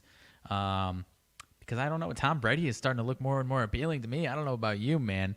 He's the favorite on DraftKings right now, plus 350. Josh Allen right behind him, plus 400. They've been sputtering a little bit. You got a loss to the Jags on your MVP resume. That's not exactly an MVP resume. No. And then Kyler Murray, 600. Stafford, 800. I know a lot of people like Stafford. I don't know what your thoughts are, though.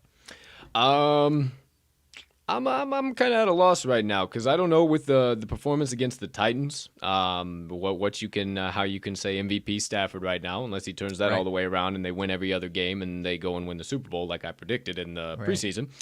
Don't think that happens though. Kyler Murray, still in conversation for sure, a 150% for sure. He's just dealt with a little bit of injury, but he hasn't had a terrible game. He's never not shown up. He just couldn't play last week, so it's no fault of his own. Right. Josh Allen, that looms large for me, dude. Going down to Jacksonville, Duval. Not scoring a touchdown on offense? And not scoring a single touchdown, my friend. 9-6. That's absolutely disgusting. So he takes me out of it. And I mean, I think you have to go with the odds-on favorite right now, plus 350 with Tom Brady. I just don't see, because outside of that, guys, we're talking Aaron Rodgers 12-1, Dak 12-1, Lamar 16-1, Herbert 16-1, Tana Thrill, it goes 35-1 outside of that. Then Derek Carr 50-1, Mahomes 65-1, Burrow 65-1.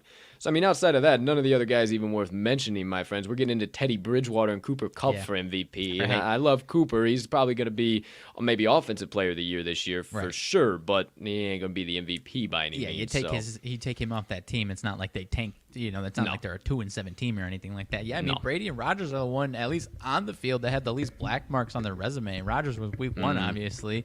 But that's pretty easy to bury. I don't know, man. It's going to be interesting to see how it plays out.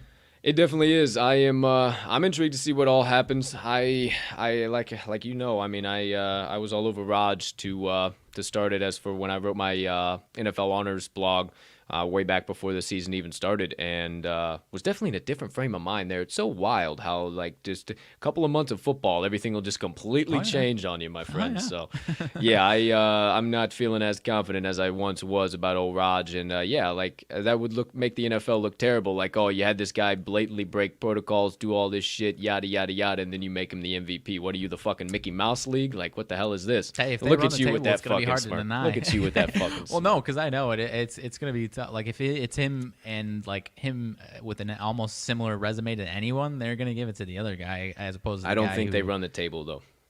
Oh no, I'm not saying that. I'm just saying that would be the way. He would have to far and away convincingly 15-2, 45 touchdowns. So yeah, I agree. Anyways. For sure. Well, MVP race. There you go. There you have it. All that being said, look at that. That's all my plays that I had originally today. I was thinking you were hoping me to read those without my glasses. Fuck no. That's no. What's the next thing you're going to tell me? The Pope ain't Catholic? I thought you had a doodle or something on there, dude. That's how bad my eyes are. No, I it's thought all that of was my. a fucking duel or And something. hey, drop it in the comments if you guys would like me to, because I did it last night and I was like, nah, I won't do that. I don't know if anybody find any value. I write them all out like nice and obviously there's a bunch of scribbles and shit through them now because when I go and handicap in the morning, I cross shit out or I'll triple star something or whatever. I just took a picture of it last night, like my whole early leans list. I can just drop it as a picture on Twitter if you guys like. Drop it in the comments. I'll just make it as one of my nightly tweets. Like, hey, here's my early leans. If you guys are thinking on the same page or you whatever, here's what I got my eyes on. Don't lock anything in. I will officially give you plays tomorrow morning, but here's what I take a look at because I usually have those done by 10 o'clock or so. So For sure. just rip them out. So there you go. There you have that. Why I brought that up was some additional kind of leans, some stuff we might be looking at here, partner. Okay. As for me, I got a couple other college basketball plays, and this is how you know I'm starting to see my mid-majors pretty damn well because I really would have hammered these in the past. Appreciate it, Colin. Thanks for tuning in, my man. What we did, yeah, so I'll 100% drop those down. So some of these that I see, these would typically be ones that I would be running to the window on 150%, dude, and actually I'm not going to. I think I'm going to stay away on a lot of them, but I kind of want to share them just because there might be value here or there if we talk about it. But the old me would have ran to the window on all of these, but the new me just gave you the 6 that I find the most valuable. So, George Mason minus 6.5. That one's got me a little bit intrigued. I think the 6.5 is just a few too many points if you do say so myself. Remind me who they are playing one more time again. Did I write it down? No. Who they playing? Who they got again? Who you got? Sorry. George Mason. George Mason minus 6.5. I'll find it in 2 seconds. Don't worry. I just my doggone thing. George Mason is playing Penn. George Mason playing Pennsylvania. Yeah. Just like left, far northeast, south, left out university. The Pennsylvania Quakers, my friends. They're projected right now 74.5 to 70.6 by some of the models we use. 6.5 just seems like too much to me. Then I look at that. G-Mace is usually one of my doggone teams. I know you're not too deep into those. So any thoughts, any opinions on the 6.5? Yeah, it seems like a few too many points for me. The way I'm looking at it, it looks like it's up to 8, 7.5, 8. Oh, shit. Seems like far too many points. Yeah. But yeah, George Mason, once they get into, because I like the Atlantic 10 once we get into the season, but at this point, I like to feel those conferences out a little more. For sure. I agree with that. And then George Mason with that line movement now, it almost feels like UNI and UVM yesterday. I wanted Vermont at plus 2.5. I'm not going to go against Ken Pom. What I see on Ken Pom is it's the real deal fucking Holyfield, my friends. If you don't have Ken Pom, you're out of your fucking mind if you're trying to bet on college basketball. I'm telling you, I literally saw, hands down, Vermont was far and above a better team than UNI. And I saw UNI open at 2.5, go up to 7.5, and they got beat by 5. Excuse me? What's up? People have been talking about UNI as if they were about to be suck. some wagon or something They like suck. that. Like they'll probably be south. It's of every the year. MVC, but like, what are we talking? This isn't 5 years ago with the Bohannons. Exactly. And, It's every when year we were they at jump. ISU. No. Yeah, every year they jump off the deep and UNI is going to be the MVC championship. It's What are we talking about They're here? not the same UNI. So, okay, maybe GMAS, probably not though. Kind of got a little bit of a fishy smell if you do ask me. Pennsylvania might come in, get a little W there. Western Michigan plus 24 going against Michigan State Spartans. Seems like a few too many points to me. Plus 24, open up 24.5, lost the hook in our direction. Worth a little bit of sprinkle just to see, or are we staying on the sidelines? I don't know. A lot of money coming in on Western Michigan. Surprisingly, like 83% of bets had money on Western Michigan. Oh, so it's kind of a public pooch is what I'm feeling it is. There.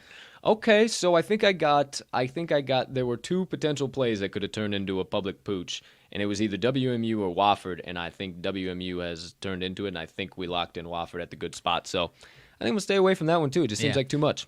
Well, as far as Michigan State, that is one of my, and I guess I don't want to call my shot that it's going to be crazy tonight, but Michigan State's one of my favorite home court advantages in college basketball. It has been a year and a half or so since fans have been in the stadiums.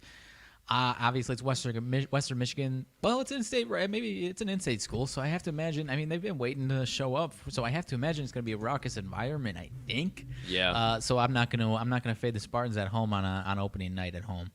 I would agree with you. Yeah, I'd agree with you on that. I couldn't get all the way over the hump. Like, yeah, I got to take all 24. Oh, So no. I think I'm gonna stay away from that one too. Okay, thanks for talking me off the ledge there, partner. Appreciate you.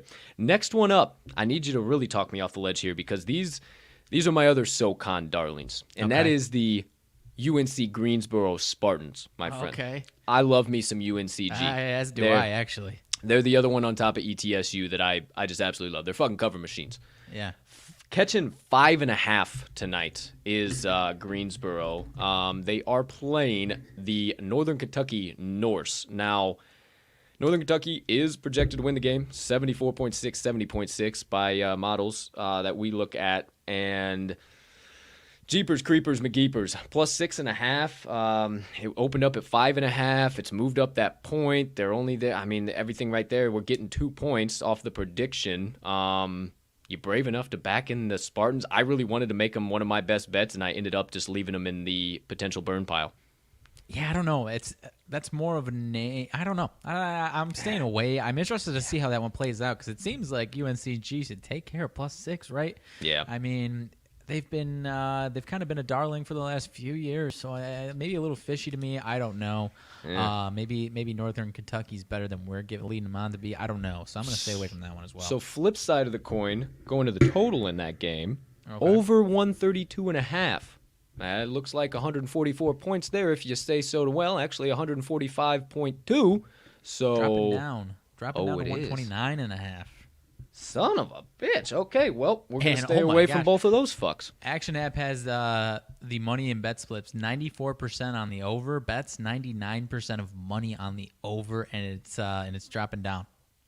Okay, yeah, so I'm glad I brought that one to the show to discuss with you, partner. Okay, so I might sprinkle the under a little bit there. Okay, hey, maybe that's a potential. All right, let me do a little. Maybe a small sprinkle, test the waters, see if that's something as far as that line movement, that money split on and it is a small game, so. Hey, I'm not going to disagree with you. I'll see. Next game up on tap for me, my friends. Now, these boys are another one of my SoCon darlings. Honestly, it's SoCon and it's Big Sky for me. SoCon and Big Sky, period. That's SWAC, baby. That's what I love SWAC too, but as SoCon and Big Sky, I just love it. Furman, Paladins, plus 9.5. I'm pretty sure the numbers dropped down against Louisville. I'm thinking Louisville is they're just too doggone overvalued. I'm not buying into the fact that they should be fucking 10-point favorites. And by our projections, Mags, 80.9 Furman Paladins, 65.1 Louisville Cardinals. Say that one more time for me. Paladins 80.9 to Louisville 65.1. So apparently the projection has them kicking their ass. So apparently the +8 underdog Paladins, the projection has them beating them by 15 points. Goodness gracious. I mean, Louisville failed to cover. They won by 12 on a 26.5-point favorite the other night against Southern. I think there's a lot of money, according to Action App, on Furman. But maybe a lot of projections might be favoring Furman. I don't know. I'm interested to test the waters on that one. Is it more of a public side on that one with Furman, or is it just 66% of bets, 98% of money, according to Action App? Okay, so creating some monetary liability for sure. Yeah, I have to imagine that's on these smaller games, at least this early in the day, only 1.3 thousand bets. That's got to be one or two just big ballers hammering in Furman, right? Yeah, that freaking no. And maybe even it's our guy, Joe D'Amico. Shout out, Joe. Maybe it might be. I'm interested. I love Furman, though. I think I just re-talked myself into that, especially with what that's kind of generating. So baby sprinkle on the money line. I don't know. Maybe just a little bit of a look there. Okay, yeah, that I just couldn't talk myself all the way into it. But then I looked at the projections right there, and just holy cow. Because it's like to the average person, whenever you see a Power 5 team up against someone that you're not familiar with, a mid-major, and it's a single-digit spread, that seems like low-hanging fruit compared to what we've seen throughout the week, where these teams are typically -15 to -25 favorites. So I don't even know what the fuck a Paladin is, and I love them. I don't know what the hell the thing is, and I absolutely love them. So I think we might be adding the old Star Furman Wars term or something. I don't know, dude. We might be adding the Furman Paladins. Next game up on tap. They actually opened up +1.5 dogs. They have flipped since -1.5 dogs. UMass Minutemen, my guy. Always like back in the Minutemen in certain situations. However, even with that line movement, our projections are saying Yale 75 to UMass 63.8. So I think I'm going to have to stay away from that one because 75 to 68, you say? yeah, 75 to 63 in favor of Yale. Oh, in favor of Yale. My bad. I misheard you. That scares me away because what I was going to say is I really like the A10 against these conferences that I think the A10 as a conference is much better than that being the Ivy League, which I would say so here. I just don't know enough about Yale, maybe because every once in a while the Ivy League has one or two teams that end up being really, really solid. Right. And that might be what, and Yale sometimes is that team, so maybe that's what we have on our hands here. That projection scares me away. Otherwise, I would have been running to UMass, I think. Yeah, I think so too. And the old me probably would have hammered that in just for shits and giggles. Oh, yeah, it's going to cash. It's going to cash. But I don't think so. I think we're going to stay away from that one. So I'm running out of ink in my pens here. I just went through 2 pens. Good thing I got third pen coming up. Next one up on tap. I only got 3 more. Just these ones are kind of quicker ones. My last one's Stanford. Minus 2.5. I was kind of leaning there against Santa Clara, but Santa Clara is projected to beat them 77 to 70 as 3-point dogs. So a little something to think about there, guys. If you are running to Stanford minus 2.5, I think I just talked myself out of it, just letting those few words come out of my face. But I just don't think the trees. You were interested in Stanford or the other side? Stanford minus 2.5. I just don't think the trees are the same old trees. I don't know. I mean, maybe that's let's feel that one out. I don't know because I mean, again, with a Power 5 team that up against Santa Clara that nobody knows of, right? Maybe that's a trap to get people into Stanford. I don't know. I'm interested in Santa Clara a little bit. Yeah, I think I am too, man. Right now, it's actually a game that's going way under the radar. So yeah, maybe even a little Santa Clara look at +3. That might be an additional add there on top of the old Furman Paladins. Add that to the 10 p.m. sweat list. Quite possible. I don't Another know. one that I'm thinking. I kind of want to monitor that one. I don't know. I might be a monitor for sure. Now, one that I am. All right, Action App. Let's stop. There we go. All right. One that I'm really interested in, but it looks like it's turned into just a severe public side. And that's because Idaho State sucks. They're a Big Sky team that I always love to fade if we're ever going against them. They're playing the Pepperdine Waves. Pepperdine opened up minus 3.5, up to 4.5 right now, but getting 83% of bets, 83% of actual money wagered on the spread. Ooh. I'm a little nervous about that one now that I see that. Pepperdine hung in with Rice for a little while, and then Rice hammered down, made them look stupid. I love me some Rice basketball. I love me some Pepperdine basketball, but I think the more I look at this now, that's going to be one I'm going to have to stay away from, even with that line movement. So maybe I might be interested in looking into that one deeper. That one slipped by me. Pepperdine, we were all over Pepperdine last year. Yeah. And if Idaho State is as bad as they were last year, that might be worth a look. That conference is just flat out better than the Big Sky. Again, so as my whole setup here is falling off my table, but I don't know. I'm interested in looking at that one more. Maybe Pepperdine lost some guys because I haven't looked into them obviously up until this point. But we really liked Pepperdine last year. I played them. I played them against Rice. I took them as a dog against Rice and got fucking toasted. So that might also be why I'm a little bit jaded right now to the Waves. I might have to stay away, and because that's how I felt. I was like 4.5-point dog.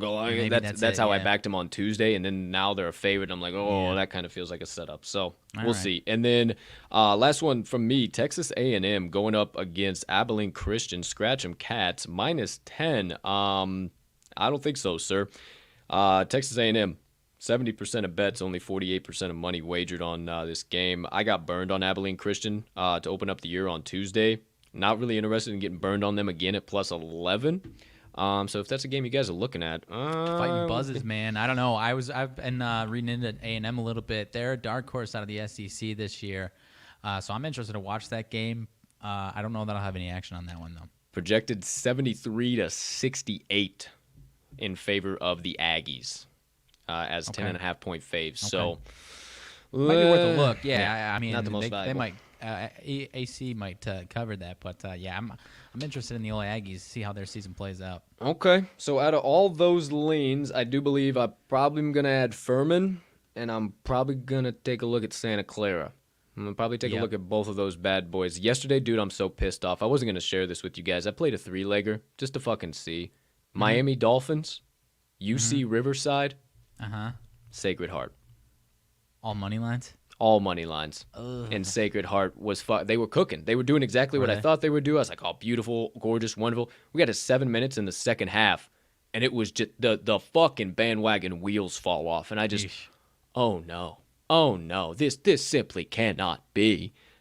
It was. It 100% was, and I missed the fucking 3-legger by 1. I fucking put fucking 5 spot on it to win 874, dude. It was a fucking ripper. It was a ripper. But it's all right. We're going to find some other puppies that I think are pretty doggone valuable today, and I think a couple of my guys you might even want to throw some money down on too. So stay tuned. As always, reminder, follow us on the Action Network app to see all of our ads, all of our best bets of the day. I am at cash_with_Colt. Mags is at RMags in all caps. Then you can follow every single best bet from The Daily Show at Talking the Line. All right. Any other leans you were looking at? Anything in between there? I was kind of looking at laying the 23 with Cincinnati because I think fucking USF sucks a fat cack. But I was interested in what do talking I about that one. I have just cooked up this goofy ass bias for South Florida to where I want to take their points because it feels like well, part of it is like Cincinnati. They've been having these spreads and sometimes smaller, and they've been letting teams hang around. Yeah. And USF's been playing with teams that are certainly better than them, and they've been playing them close the last few weeks. So that was part of it. But then there's that extra cooked up bias that I have cooked up in my head for South Florida because now I am so. You're just looking for a game that you can put the quarter zip on and root for them, and I just don't think that this is the one. Like, yeah, USF has been playing better competition, but not Cincinnati competition. And you're right, but Cincinnati hasn't been laying the hammer down. That's part of it. That's part of it where I'm interested. I know it. I don't know. 23 seems just about the Bearcats. I don't know. I don't know. We'll see. I think I'm going to stay out of that one. I think I'm going to stay out of that. Yeah, I'm good. I'm probably good on all of that. I might just go full stupid bias and do like a few bucks on their money line plus 1100, and then you'll see me gloat about it once it cashes. But, yeah, there you go. All right. So there's college football for tonight. NBA, you obviously saw Charlotte in our parlay. You obviously saw OKC and San Antonio in Mag's best bets. We also had Boston, Minnesota in the parlay as well. Kind of looking at Phoenix plus the 1, but why the fuck are they only plus 1 against Memphis? That makes no sense at all. Wanted to back our boys. Sorry to cut you off. That was plus 1 for Suns before the show, right? Correct. It's -1 for the Suns, -2. Maybe a little something to look in there. A lot of money coming in on the Suns. That seems a little fishy, especially with Memphis not being able to cover like 4.5. Like that's fishy. Staying away. I wanted to back the boys at 5.5, but Chef Curry is fucking cooking it up in a pot, boy, whipping it, flipping it, but I do think because of that and also how good our fucking team is playing, typically the Chicago and Golden State games are defensive game. We all know that, right? But I think the 221 is just a little bit too low. I kind of like over 221.5. Am I crazy? I don't know. I was trying to push my bias aside as much as I possibly can. I'm interested in the Bulls at the 5.5. No Vooch. Which hurts them for the next 10 days. I don't think it hurts them that much in this spot specifically. I was telling you, of all the teams in the league that match up well defensively to the Warriors, I feel like our Bulls match up as well as anybody in the league to these Warriors defensively with the guards that we have and what they can do, as on-ball defenders, off-ball defenders. But like you said, and I've been on the train, I made my own sidebar gloating about how much my Steph MVP ticket looks fantastic now. But I don't know, man. I'll probably have a little sprinkle on the Bulls 5.5. I like what you're saying about the over because the Bulls can obviously put some points on the board as well. And these Warriors have just been absolutely destroying anybody in their path. I mean, so I think it's gonna be closer. I see like 118, 112. I see like 118, 112. And there's within your 10 points. There's your 8 points. There's your over. Bingo, bango, zingo, zango. So maybe, I might. I don't know. I'm going to be watching it, so I will absolutely have some action. I'll probably have a small little. I've been doing well with my Bulls, like 2-leg SGPs. Selling or buying a few points, or buying a 3-pointer on somebody else. So I'll probably do that. Okay. Because that's 6 points. That what you just said sounds pretty right to me. If I do say so.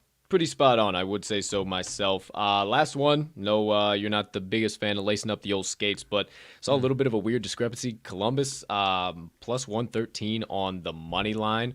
It's just one of those lines that really kind of stuck out to me. I got to look back here too, who they're actually even playing, because I was just like, well, that makes sense. Columbus, Washington. Oh, they are playing Washington. So being Yep. that short of a dog against the Caps, and the Caps have still been relatively rolling. I mean, it's not like they're hitting a slump or anything at all. So being that short of a dog against what the Capitals have been, now, hey, shout out Biscuit, shout out Cap. Oh, yeah. Love our pooches over there at the Washington Capitals organization. I got you turned on to Biscuit. What a fucking pup that guy is. But outside of that, not really any value. And I think just like, shit, that seems like a dog I'd like to take. Possibly. Like you said, I'm not, I can't dissect these NHL lines. Whenever I think I do, if I fall on my face. So I really don't know. Now that you mention it, the Caps with our guy Biscuit, if we see them as a dog, we probably have to take them as a dog in certain spots. But yeah, I don't know. What you got? Caps are 1-4 straight up last 5 against Columbus. 5-12 straight up last 17 against the Metro. 2-4 straight up last 6 against the East. 4-1 is Columbus in their last 5. 6-1 straight up last 7 at home. And 5-2 straight up last 7 overall. Columbus is playing well, man. Columbus plus 115 might be worth a fucking look. So maybe those are my 3 additional ads that we talked through. Maybe I do a little sprinkle on Columbus Blue Jackets money line. The Santa Clara, whatever the hell they are, plus 3 going up against Pepperdine. Is that right? No, Stanford. Going up against Stanford. I apologize. Yep. And then Furman plus 9.5 against Louisville. Those might be my additional 3 ads outside of the show here that we did a little lean talk. Okay. I had one more college football. The other college football game, Boise State, Wyoming. Seems like a few too many points for the Broncos, but I'll probably stay away. There's some money coming in on Wyoming. Boise State has just been so weird that I don't want to back them. They'll fall flat, and then they'll have a massive win, like they've beaten. I think they beat SMU. They just whomped on Fresno State. That's the one that's slipping my mind. They've beaten BYU. Then they fall to Air Force. So I guess I think that's probably just not a team that you want to bet on their games. I guess would probably be the answer to that question. But 14 seems like a few too many. I don't know. All right, so 14's a shitload. Wyoming fucking sucks. Boise fucking sucks. Boise's covered a few more, 6-3 ATS. Wyoming 2-6-1 ATS. But per the old model, pal, 25.6 to 25 in favor of the Wyoming Cowboys. So they're getting 0.6 points. Why to is win. the spread that deep? That's what I'm. That makes no sense. That makes no sense then. So unless it's just a public number because of how Boise State has been in the past, and just not enough people taking stock of. They're really not that good, and that 6-3 ATS is a little bit fucking fugazi, but I don't know. I don't know. Yeah, that might probably one I'm gonna stay away from too. I honestly didn't even know that was the other game on tap tonight too. Is how much I glossed over that one. I think I saw those two, and I was like, oh my gosh, fuck Boise, fuck Wyoming. Oh my gosh. Give me a $5 South Florida Bulls and Wyoming Cowboys parlay, dude. Let's see what we got here. I'm mostly kidding, but if I'm not. I just wrote it down. Holy fucking shit. I just wrote it down. USF YO plus 1100 plus 435 get you plus 6320. Hey, I'm gonna have $5 get you 320. There you go. I'm gonna have get me out of this. I'm gonna have a little moneyline dog sprinkle because I think there's a couple of moneyline dogs that I took, but also that I was looking at that are probably gonna win outright. So pretty big doggone fan. We will have all of those on our action networks if we do end up adding anything there. Outside of that, holy cow, it's about 15 minutes till the top, 20 minutes to the top of the noon o'clock hour, my friend. We've been chit-chatting, going back and forth, left, right, and center here. So let's wrap things up. A couple of announcements, a couple key things. We'll get you some motivation minutes. We'll get y'all on out of here about your days. So, first things first. Don't forget, tomorrow morning, set your calendars, alarms, everything in between. If you're watching this on YouTube right now, hit that motherfucking notification bell. It's over there. It's not over here. It's over there. Hit that sumbitch so you do not miss the start of this show. It is going to be Cup of Joe on campus, my friends. Tomorrow morning, 8:30 a.m. Central Standard Time, me and this guy over here, we're going to get together. We're going to talk some college football. We're going to talk some college basketball. We're going to go through all of the slates, and we're also going to sip a nice cup of Joe, a black elixir with the gods, with you fine folks in the morning. Typically, I need more than a cup, so I might have to figure out how to get the old pot live on set here. So maybe I can just be doing a little That's exactly what I was about to say. I might have to do the exact same thing. Okay, so Cup of Joe on campus, 8:30 a.m. tomorrow. It is 154 collegiate games on tap tomorrow. We will probably most likely not go through every single one. We'll go a little more hyper speed. I'll be like, oh shit, partner, we have Northwest Left Out University and Duke. Okay, yeah, we ain't even talking about that. Next game up on tap. Right. Like, essence of time, we'll go a little bit faster than we did last week. Ended up talking with shout out, if he did pop in at all, our guy, Mr. Joe D'Amico, the host of Las Vegas himself, was so kind to be our first guest on Wise Words, and we have since built a connection network with him and his lovely wife, Dion. We plan on having them on for an episode here of Cup of Joe on campus. Now, they're not so much of a surprise guest anymore, but when they are going to be coming on, will be the surprise. So that's one thing we're going to incorporate here with Cup of Joe on campus.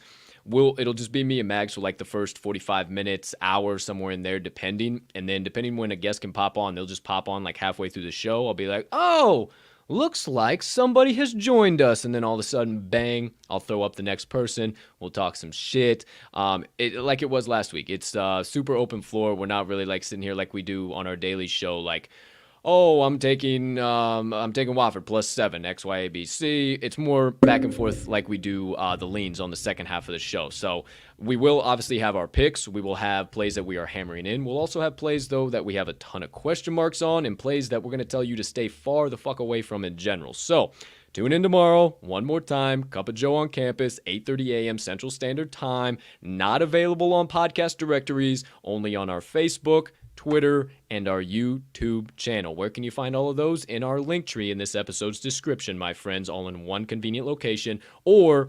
talkingtheline.com. That being said, no wise words this upcoming week. We just dropped the 10th and final episode of Season 1 featuring Donnie Rightside Seymour this past Wednesday. Absolutely electric show. Another just absolutely killer legendary guest that we are just so grateful we even had the opportunity to chat with. Here's to many more of those to come. DRS, shout out. But be sure you guys check that out because there will be no episode this upcoming week on the 17th. So you got a little extra time to go through the previous episodes, get coached up. We're all becoming betters together. You know the drill. You know what we do. So go through next week, check out the season ones, maybe the episodes you missed, maybe the episodes you want to go back through and watch, and then get ready for the release of episode 1 of season 2 on November the 24th. Cannot wait for our first guest. I can't even believe that he's our first guest. It just came out of nowhere. I decided to shoot a DM, follow that up with a, hey, at such and such, shot you DM, would love to have you on a show. And the son of a gun sent me back a DM almost instantaneously. And I said, oh boy, you got to be kidding me. So then that happened. Then some other things happened. And now, we got the first 3 guests of season 2 of Wise Words secured. So season 2, episode 1, 24th, episode 2, December the 1st, and episode 3, December the 8th. So stay tuned. Again, no episode of Wise Words, November the 17th, but the show will go on. It's not going away, just taking a 1-week hiatus. Outside of that, stay tuned for my pick blog, UFC pick blog, props parlays, dropping either tonight or tomorrow morning. We got Max Blessed Holloway going up against Yair Rodriguez. Electric night of fights. Actually, a boatload more of good fights on that card, both on the main and the prelim. So I suggest you tune in for that. Still on a heater, still cooking. We might even go 2-3. We might go 1-4. But what I will tell you, my friends, is that I target a lot of plus money parlays. And what the goal is to consistently stack the bankroll. So sometimes maybe the record's not as good, but our units are still going to be up. So if you look at, I always track it, I always put it on top.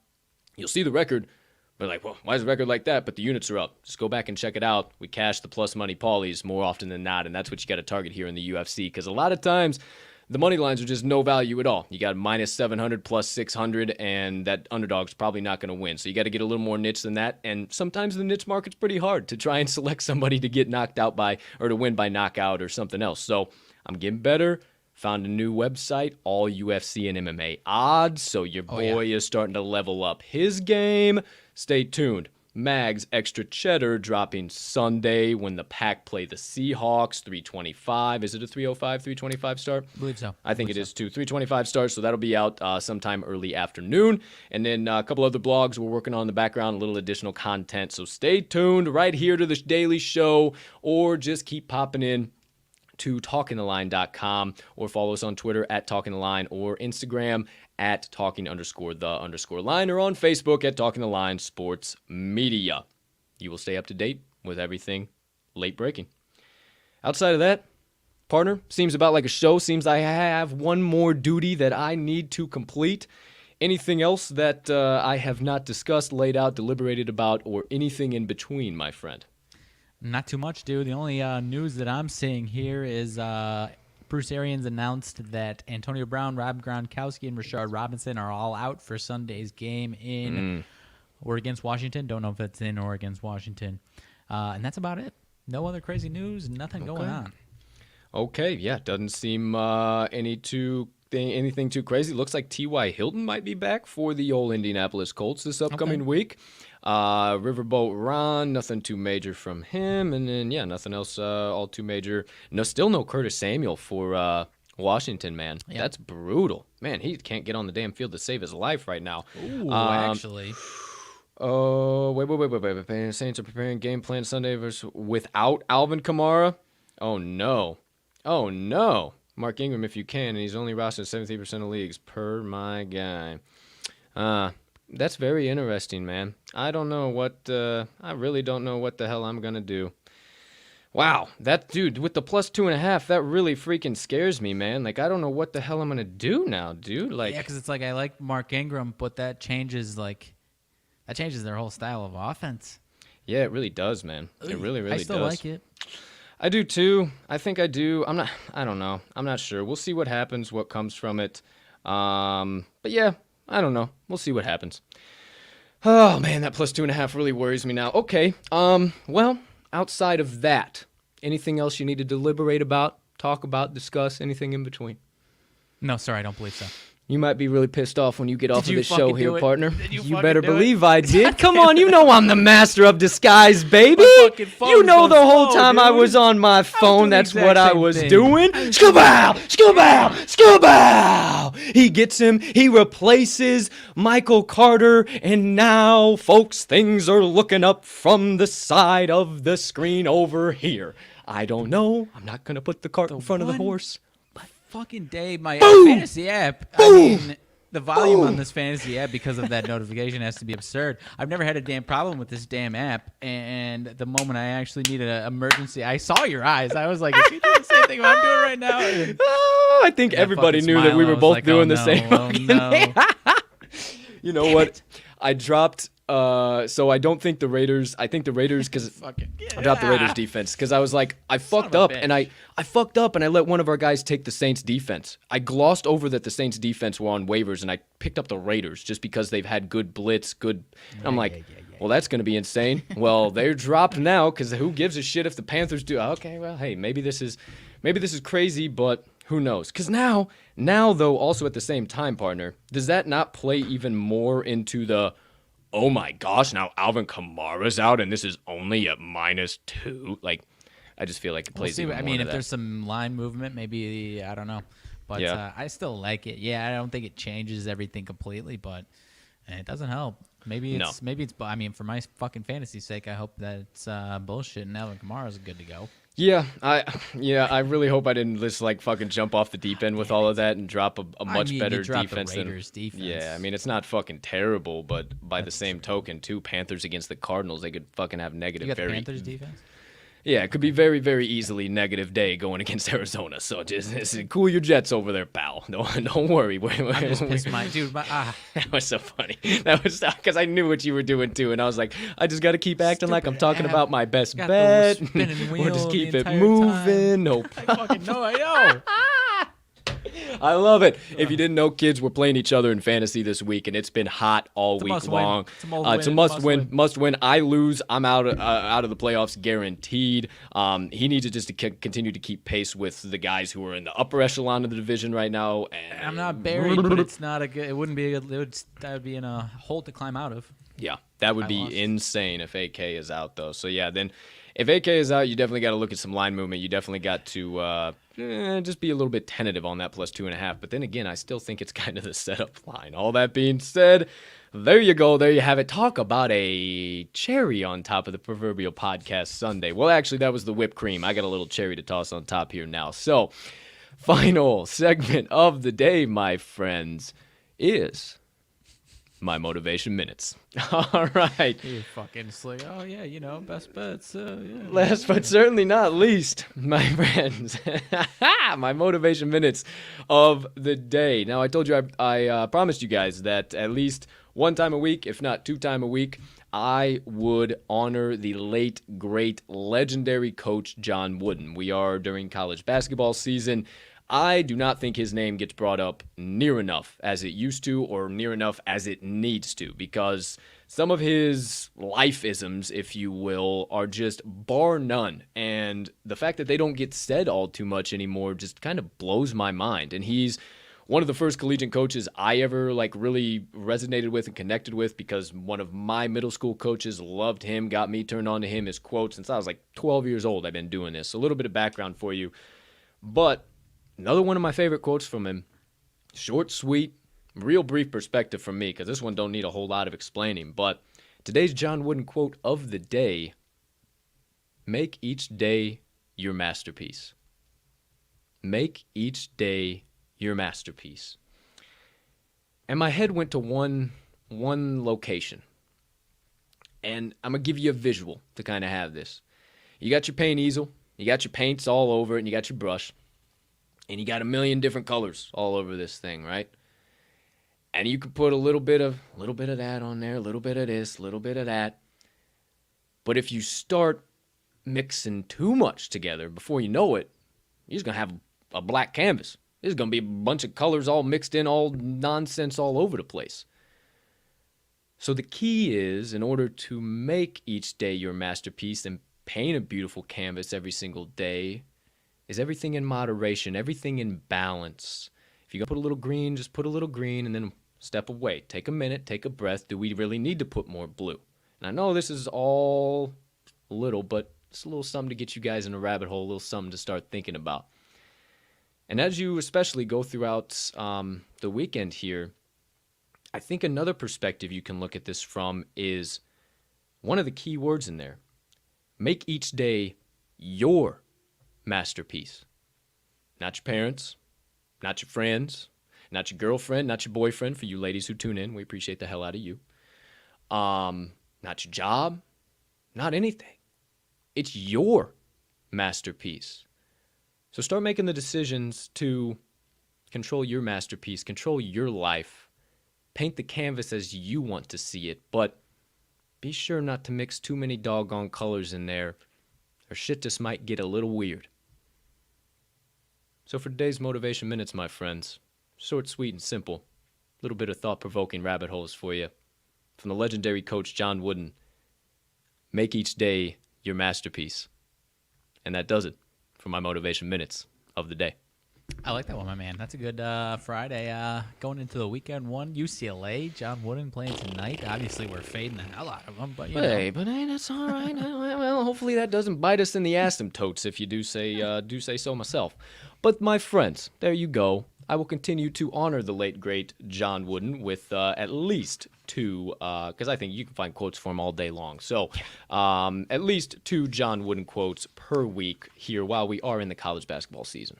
I don't know if you could find more quotes from anyone in the sports world, in the history of the sports world. Vince Lombardi's my other guy that I love, and I think John Wooden, as far as volume, he's got more quotes than anybody, I think, unless I'm blanking on something. Even quotes that you probably use right now. Oh, yeah. Are quotes made from him, and you wouldn't even know it was him, and they are his, and that's why it just makes me so mad, because it's just we got to start going back to honoring Coach Wooden, man, because he did a lot for this space of motivation and inspiration, and a lot of the guys that are professionals in the industry. I'm just a goofball that shares some things with you guys that helped me survive this thing called life. They got and start to get their stuff from him, so I figure it's the least I can do is give a little bit of honor to an absolute legend. So we'll continue to do so And that officially does it. My Motivation Minutes. That looks like an episode of the TTL Pod Partner. Holy shit, 2 hours on a fucking Friday. You know it's always jam-packed. You know it's always insane. We try and keep it tight, but when you got to go through a Friday set of picks, now it's crazy. I had 6. Mags had 3. We had the special play we had to get through, the Primetime Puppy Parlay. We didn't even have a moneyline dice roll because we had to get into the NFL picks. That even took time. We had to recap all of that. Then we talked about some leans, went back and forth, dove into some rabbit holes. We fucking secured Mark Ingram out of free agency, out of nowhere in the waiver wires. A lot of things happened on today's show. A lot of things happened. And honestly, man, I would trade losing that plus 2.5 ticket just to get the fucking win over you, man. I would. So, friends, feel free to fade. If anything kind of happens, keep an eye on my Twitter at Colt TTL Sports. Forgot what my fucking handle was. It's right over there. It's right over there. All right. All that being said, we'll keep you updated. We'll see. But yeah, that's where my mind would be. So, for now, my friends, it's time to let y'all go on out of here. It's about the top of the hour. So one final time, ladies and gentlemen, degenerates and gamblers, far and wide, for myself and Mags. Thank you so much for choosing to stop by episode number 162 of the TTL Pod. We cannot tell you how much we appreciate it each and every single day that you decide to do so. From the bottom of our hearts, thank you, thank you, thank you, thank you, thank you for allowing us to continue chasing our dream and passion and share those dreams and passions with you guys. Thank you for your time and for your energy and spending it with us. We appreciate you, and we hope you have a spectacular rest of your Friday, unless you have any other plans. A terrific start to your weekend filled with nothing but good old-fashioned ticket cashing. And last but certainly not least, get this weekend's best bets locked in so you can say right with me and my partner at the end of every show, let's cash some tickets.